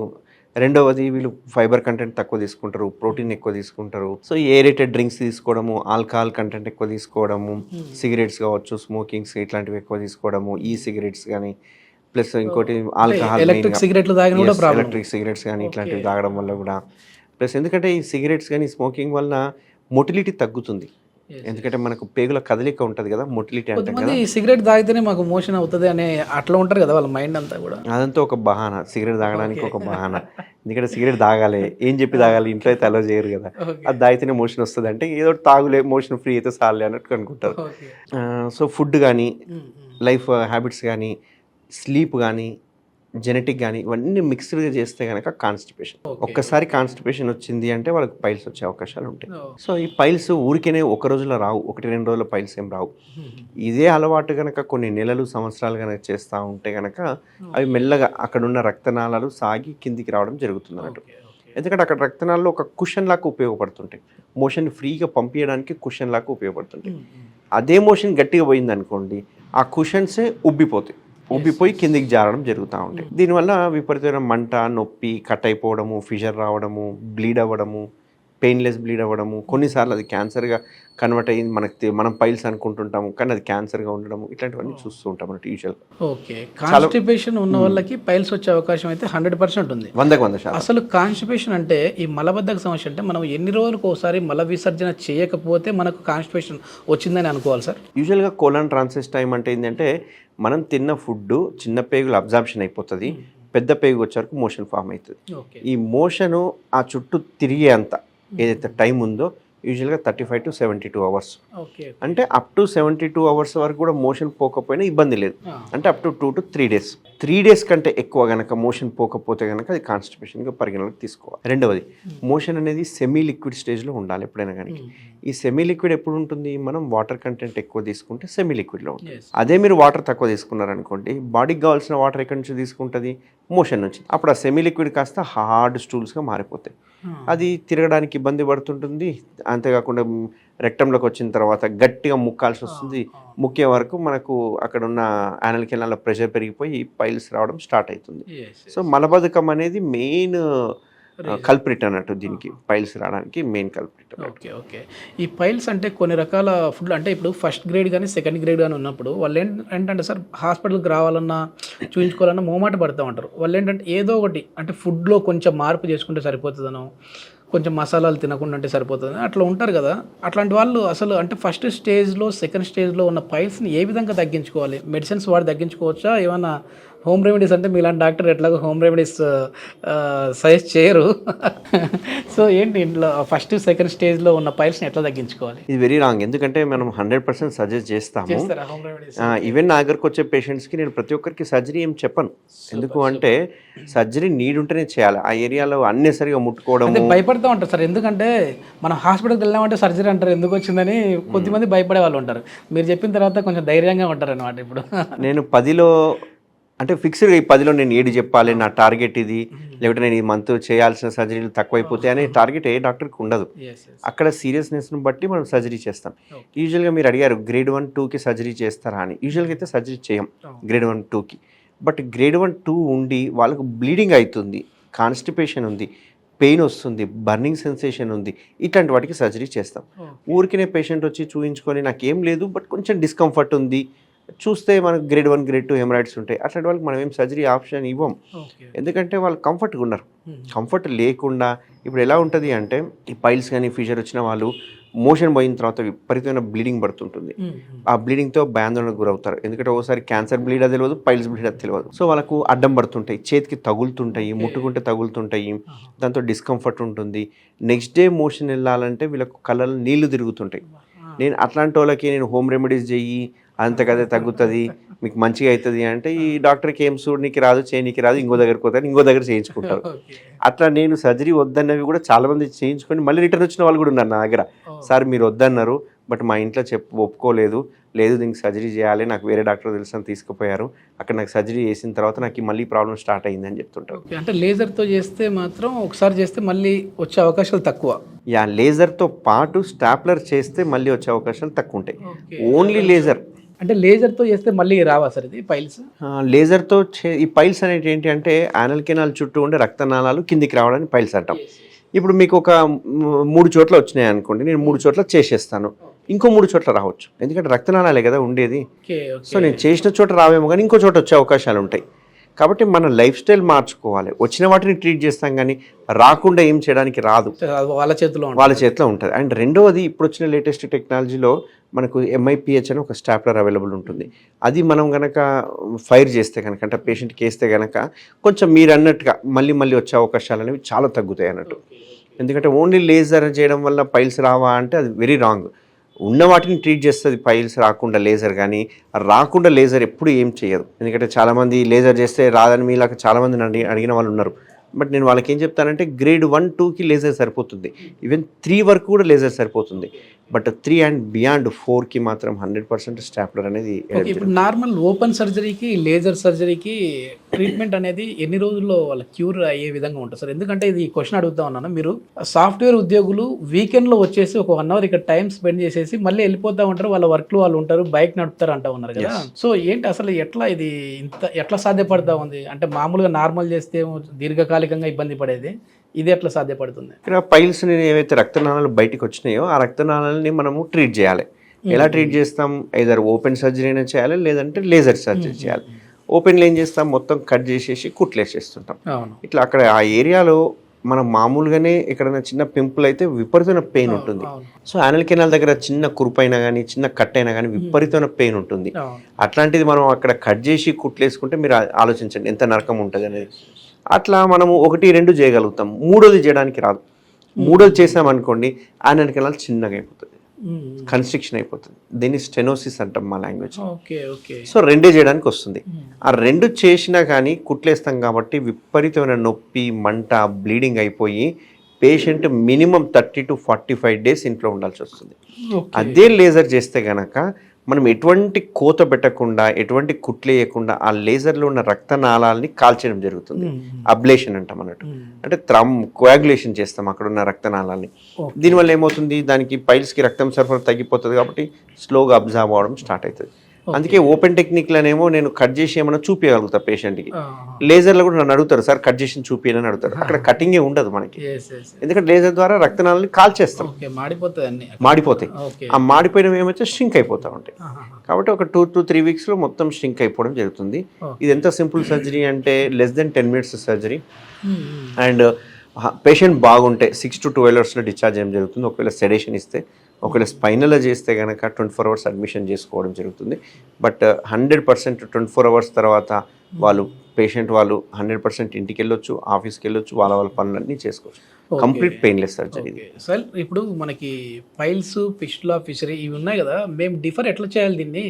ఎందుకంటే ఏదైనా సరే ఈ మలద్వారం దగ్గర ఉండే పెయినే కదా, మాకు ఎట్లా తెలుస్తుంది? మేము సార్తో వచ్చి ఏం చెప్పాలి?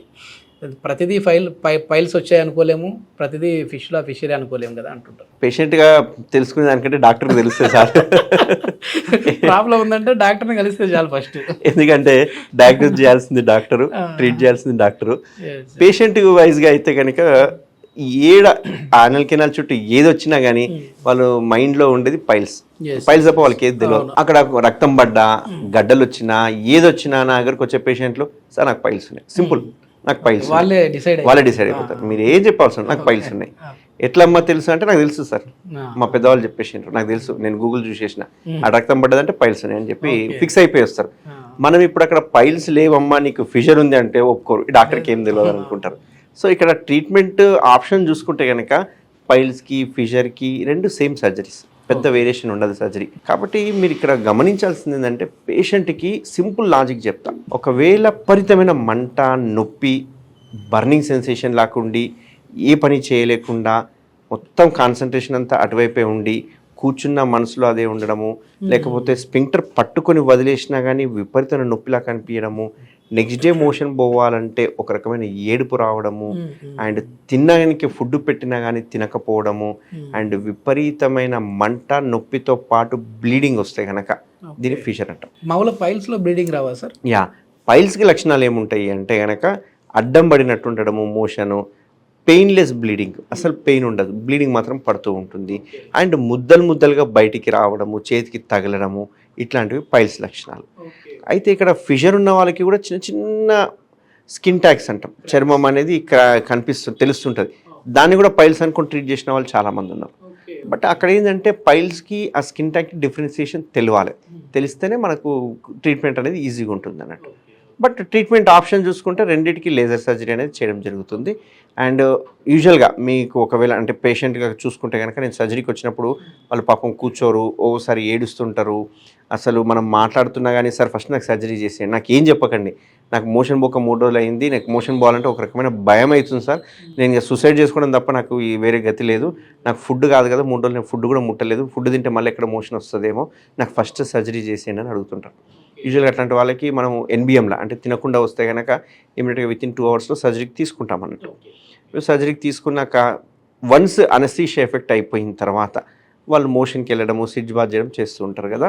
ఈవినింగ్ కల్లా వాళ్ళు మోషన్కి వెళ్తే కనుక అసలు పెయిన్ ఉండదు, మోషన్ ఫ్రీగా వెళ్ళిపోతుంటుంది, వాళ్ళ కళల ఆనందం చూడాలి. ఏంది అంటే వాళ్ళకి ఆ బాధ చెప్పుకోలేక, అసలు ఎవరితో షేర్ చేసుకోలేక వాళ్ళు పడే నరకయాతన ఎట్లాంటిది అనేది పేషెంట్స్ చెప్తుంటారు కదా నాకు. నిజంగా ఆ ఇదిలో చూస్తే మాత్రం చాలా హ్యాపీగా అనిపిస్తుంది. లేజర్ సర్జరీలో మాత్రము అసలు కోత లేదు, కుట్లు లేదు, పేషెంట్ బాగున్నట్టు ఇమీడియట్గా డిశ్చార్జ్ చేయడం జరుగుతుంది అన్నట్టు. ఈ ఫిషరీస్ కూడా ఇదేనా అండి మామూలుగా? ఫిషర్కి అయినా కానీ ఈ పైల్స్కి అయినా కానీ లేజర్ ఆపరేషన్ చేయడం జరుగుతుంది. ఫిస్టులాకి డిఫరెంట్ ఉంటుంది, మళ్ళీ ఫిస్టులాకి అన్ని టెక్నిక్సే డిఫరెంట్ ఉంటుంది, లేజరే బట్ టెక్నిక్స్ డిఫరెంట్ ఉంటుంది అన్నట్టు. సో ఫిస్టులా అనేది ఎట్లా గుర్తుపట్టాలి?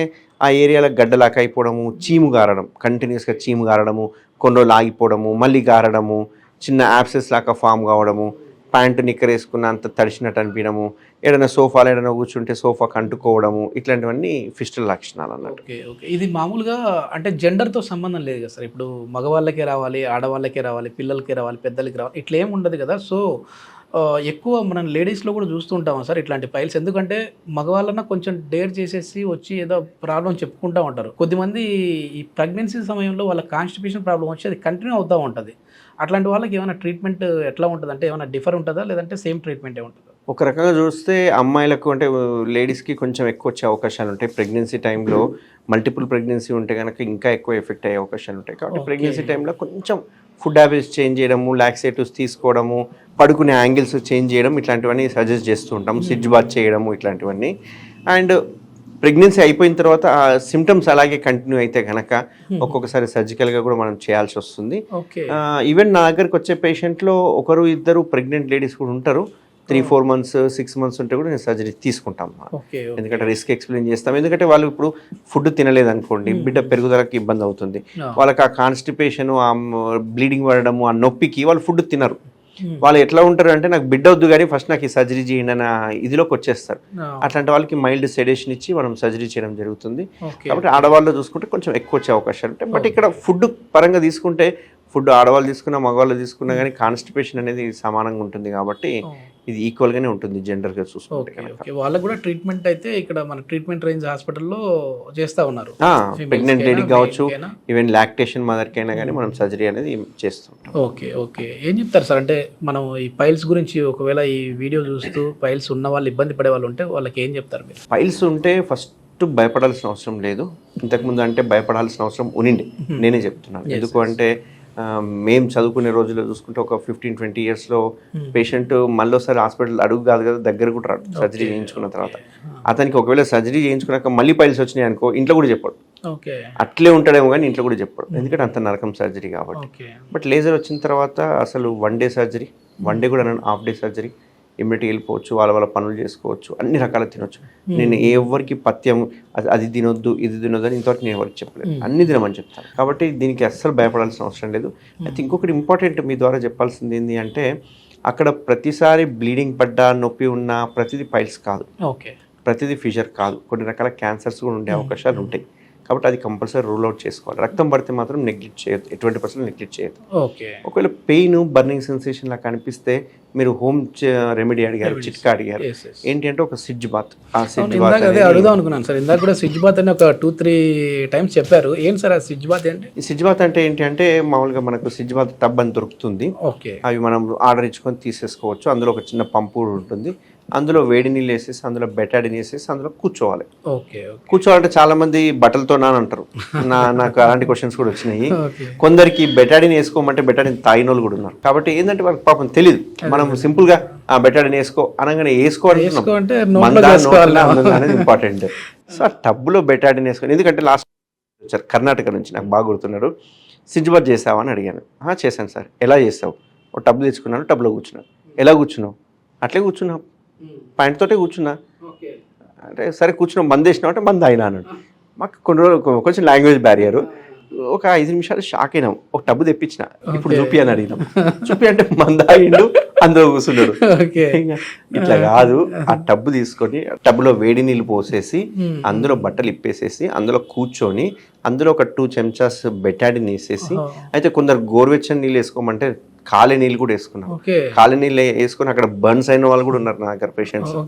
సో అందుకే మీ ద్వారా క్లారిటీ ఎందుకు చెప్తున్నానంటే, లూక్ వామ్ వాటర్, గోరువెచ్చని నీళ్ళు, అందులో 2-3 చెంచాల బెటాడిన్ వేసేసి అందులో బట్టలన్నీ ఇప్పేసి కూర్చొని, ఒట్టి కూర్చోవడం కాకుండా మోషన్ పోయేటప్పుడు ఎలా అయితే పట్టుకొని వదులుతామో, స్క్వీజ్ ఇన్ స్క్వీజ్ అవుట్, అట్లా చేస్తే ఆ ఏరియాలో ఉన్న మోషన్ కానీ అంటుకున్నది కానీ అంతా బయటకు వచ్చేస్తుంది. అండ్ రెండవది అక్కడ ఉన్న మజిల్స్ స్పాజంలోకి వెళ్ళిపోయింది, ఎందుకంటే మనకు తెలియకుండానే మూసుకుపోతాయి. అట్లాంటివి ఆ వేడి నీళ్ళు తగిలే వరకు రిలాక్స్ అయిపోతుంది.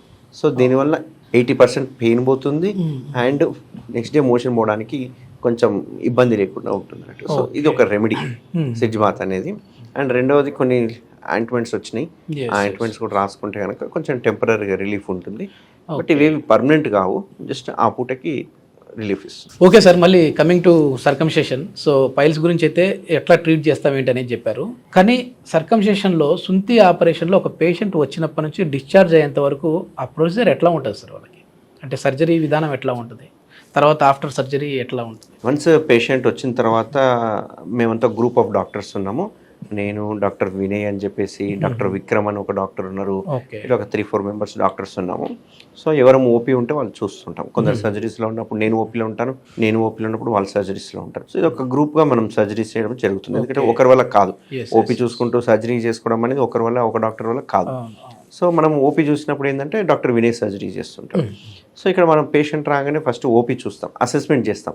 అసలు ప్రాబ్లం బెలనైటిసా, అంటే షుగర్ ఉందా, క్యాన్సర్ ఉందా, లేకుంటే ఒట్టి ఫైమోసిస్ ఉందా, లేకుంటే పారాఫైమోసిస్ ఉందా, లేదంటే బిఎక్స్ఓ ఉందా, ఇవన్నీ మనం చూసుకుంటాం. ఎందుకు చూసుకుంటాం ఇవన్నీ ఎగ్జామినేషన్ అంటే, సర్జరీ చేయడానికి పాసిబుల్లా కాదా. ఎందుకంటే మన సెంటర్లో ఇంతవరకు ఏది సర్జరీ పాసిబుల్ కాదు అని పంపించింది లేదు, ఇంతవరకు ఏ పేషెంట్కి ఓపెన్ టెక్నిక్ చేసింది లేదు. 100% స్టేప్లర్ వాడినాం, ఇంత టఫ్ ఉన్నా సరే. అంటే కొద్దిమందికి పూర్తిగా స్కిన్ అనేది అతుక్కొని పోయి ఉంటుంది కదా, అంటే అతుకులాగా వచ్చే సందర్భాలు కూడా ఉంటాయి. అట్లాంటి వాళ్ళకి కూడా ఈ స్టాప్లర్ యూజ్ అవుతుందా సార్? ఎస్, అట్లాంటి వాళ్ళకి కూడా మన స్టాప్లర్ పడుతుంది. ఎందుకంటే మన దగ్గర డిఫరెంట్ సైజెస్ ఉన్నాయి కాబట్టి మనం అతుకులు తీసేసి లోపలికి వెళ్ళి స్టాప్లర్ కొట్టే అవకాశం మనకుంది. అయితే ఇప్పుడు ఇవన్నీ అసెస్మెంట్ చేస్తాం. అసెస్మెంట్ చేసిన తర్వాత మనకు సర్జరీ ఎంత సైజ్ వాడతాము ఏందనేది ఒకటి మనం ఒక అవగాహన వస్తుంది. అవగాహన వచ్చిన తర్వాత వైరల్ మార్కర్స్ చేయిస్తాం. వైరల్ మార్కర్స్లో ఏముంటాయి, HIV, HBsAg, HCV, VDRL, ఈ 4 టెస్టులు చేస్తాం. ఇందులో ఒకవేళ పాజిటివ్ ఉంటే కనుక ఎక్స్ట్రా ప్రికాషన్స్ తీసుకుంటాం. ఇవన్నీ నెగిటివ్ ఉన్నాయంటే నార్మల్గా చేస్తుంటాం. ఆ తర్వాత మనము IP అంటే ఇన్ పేషెంట్గా అడ్మిషన్ చేస్తాము. అడ్మిషన్ చేసిన తర్వాత patient with in 20 minutes to half an అవర్లో మనం పేషెంట్ని పైన థియేటర్కి తీసుకోవడం జరుగుతుంది.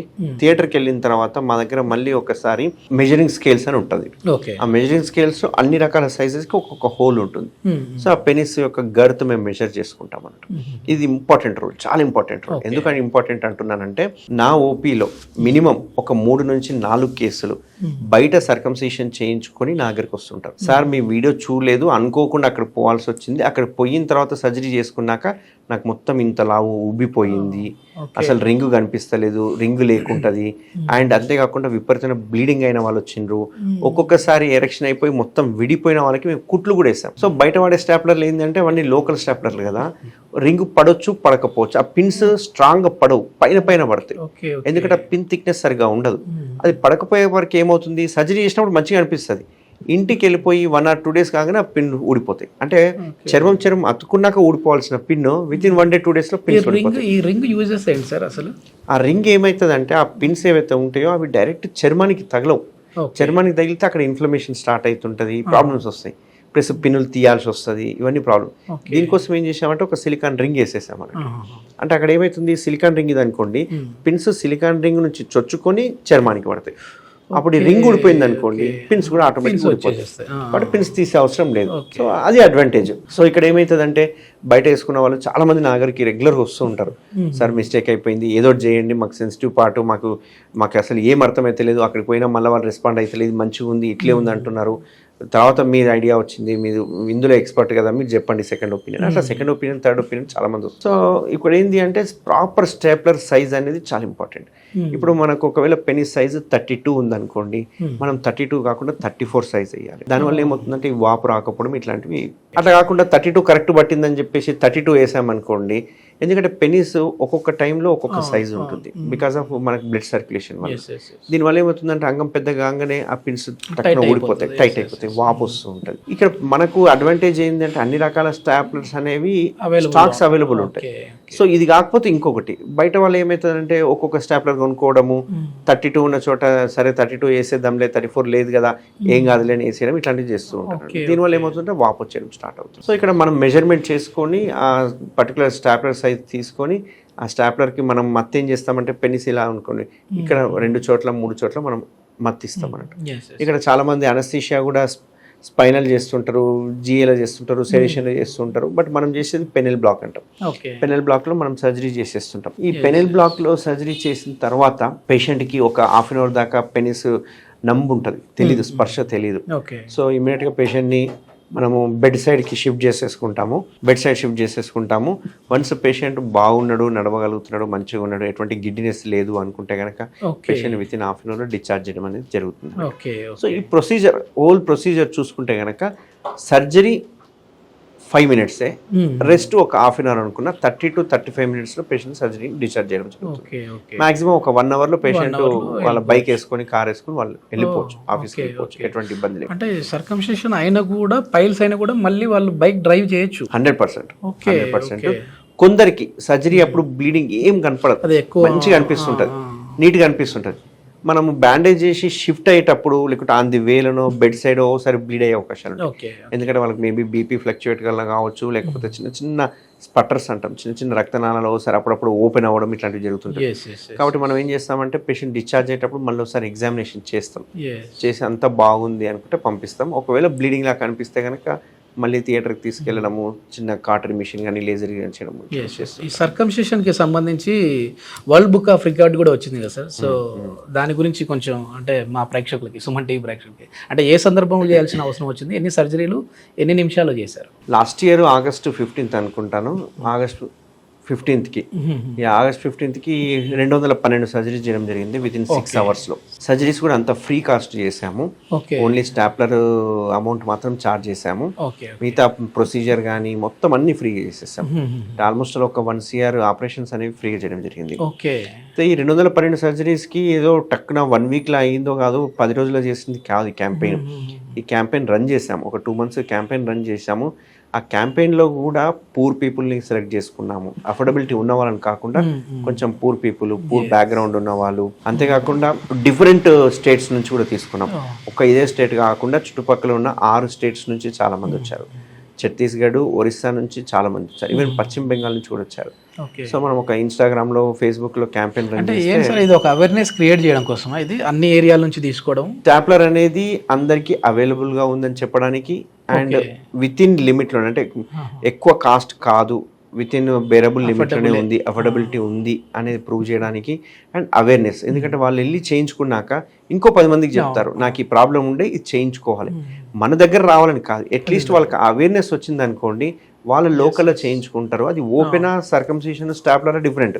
సర్కంసిషన్ చేయించుకోవడం వల్ల ఉపయోగాలు ఏంది అనేది ప్రూవ్ చేయడానికి మనం చేస్తాం. అక్కడ వచ్చిన వాళ్ళలో ఎక్కువ మందిలో అంటే డయాబెటిక్ అటాక్ అయిన వాళ్ళు వచ్చారా, లేదంటే నార్మల్గా ఉండి కూడా దీన్ని లేదు నెక్స్ట్ మనకి ఇట్లాంటి ప్రాబ్లమ్స్ రాకుండా ఉండాలి అనే వాళ్ళు వచ్చారా సార్? యాక్చువల్గా మేము సెలెక్ట్ చేసిన వాళ్ళు అవేర్నెస్ కోసం చేసాం కాబట్టి నార్మల్ వాళ్ళే చాలా మంది వచ్చారు. ఓకే. ఆ 212 ఒక 50 మెంబర్స్ డయాబెటిక్ తీసేస్తే కనుక మిగతా యంగ్స్టర్స్ వచ్చారు. ఓకే. అసలు వాళ్ళకి చర్మం పోలేదు, పాపం అతుకులు వచ్చినాయి, పెళ్లిళ్ళు ఆగిపోయి పెళ్లిళ్ళు చేసుకోలేక, ఇంటర్ కోర్స్ చేయలేక, ఇట్లాంటి వాళ్ళు చాలా మంది వచ్చారు.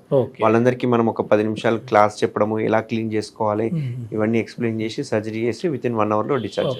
ఈ సర్కంసిషన్ తర్వాత ప్రీమెచ్యూర్ ఎజాక్యులేషన్ కూడా ఆగిపోతుంది అండి, అంటే త్వరగా అవుట్ అవుతున్నాము అనే వాళ్ళు ఉంటారు కదా, అట్లాంటి వాళ్ళకి కూడా యూజ్ అవుతుంది ఇది? ఈ సర్కంసిషన్ చేయించుకున్నాక నేను గమనించింది ఏంటి అంటే ఇన్నేళ్ల సర్వీస్లో ఎరెక్టైల్ డిస్ఫంక్షన్ కావచ్చు, ప్రీమెచ్యూర్ ఎజాక్యులేషన్, ఇవి రెండు సాల్వ్ అయిన వాళ్ళు చాలా మంది ఉన్నారు. ఓకే. ఓకే. ఎందుకంటే అంతకు ముందుకి ఇప్పటికి చాలా డిఫరెన్స్ ఉంది. అసలు ఈవెన్ ఇప్పుడు మేము ప్రశాంతంగా ఉన్నాము, లేకపోతే అప్పుడు మాకు ఫ్యామిలీలో కూడా గొడవలు ఉండేటివి అని చెప్పేసి చెప్పిన వాళ్ళు చాలా మంది ఉన్నారు. కాబట్టి బెటర్ ఉంటుంది. చాలా thank you sir, me valuable time అయితే మాకు ఇచ్చారు. సో దీని గురించి ఒక అవేర్నెస్ ఆల్రెడీ మీరు చేస్తూ వస్తున్నారు, కానీ మన వీడియోస్ కింద కమెంట్స్ పెట్టిన దాని ప్రకారం వాటికి కూడా మనం ఆన్సర్ చేద్దాం సార్ అన్నప్పుడు, లేదు నవీన్ ఖచ్చితంగా చేద్దామని చెప్పేసి స్టూడియోకి వచ్చారు. సో మంచి వాల్యుబుల్ టైం అయితే మాకు ఇచ్చారు. ఇది మొత్తానికి ఏంటంటే సర్కంసిషన్ కావచ్చు, పైల్స్ కావచ్చు, ఏదైనా వచ్చాయనంటే మీలో మీరే బాధపడిపోయి భయపడిపోయి సో దానికి నుంచి దూరంగా పారిపోయే కంటే కూడా దీనికి సంబంధించి హైదరాబాద్ ట్రీట్మెంట్ రేంజ్ హాస్పిటల్లో డాక్టర్ కారెడ్డి శ్రీధర్ రెడ్డి గారి ఆధ్వర్యంలో వాళ్ళ టీం అందరూ కూడా దీని గురించి చేస్తూ ఉన్నారు, అంటే సర్జరీలు అయితే చేస్తూ ఉన్నారు. ఎలాంటి పెయిన్ లేకుండా ఏదైనా ఈ సర్కంసిషన్కి సంబంధించి అంటే సుంతి ఆపరేషన్కి సంబంధించి ఆ సెన్సిటివిటీ ఎక్కువ ఉండడం వల్ల కొంచెం పెయిన్ అనిపిస్తుంది తప్ప మామూలుగా అయితే ఇది పెయిన్లెస్ ట్రీట్మెంట్ అని చెప్పేసి చెప్తున్నారు. ఈ ప్రాబ్లం ఉన్నవారైతే సార్ నెంబర్ కూడా కాంటాక్ట్ నెంబర్ ప్రొవైడ్ చేస్తూ ఉన్నాం, హాస్పిటల్ వారితో మీరు మాట్లాడచ్చు, అపాయింట్మెంట్ తీసుకోవచ్చు. Thank you sir. Thank you అండి.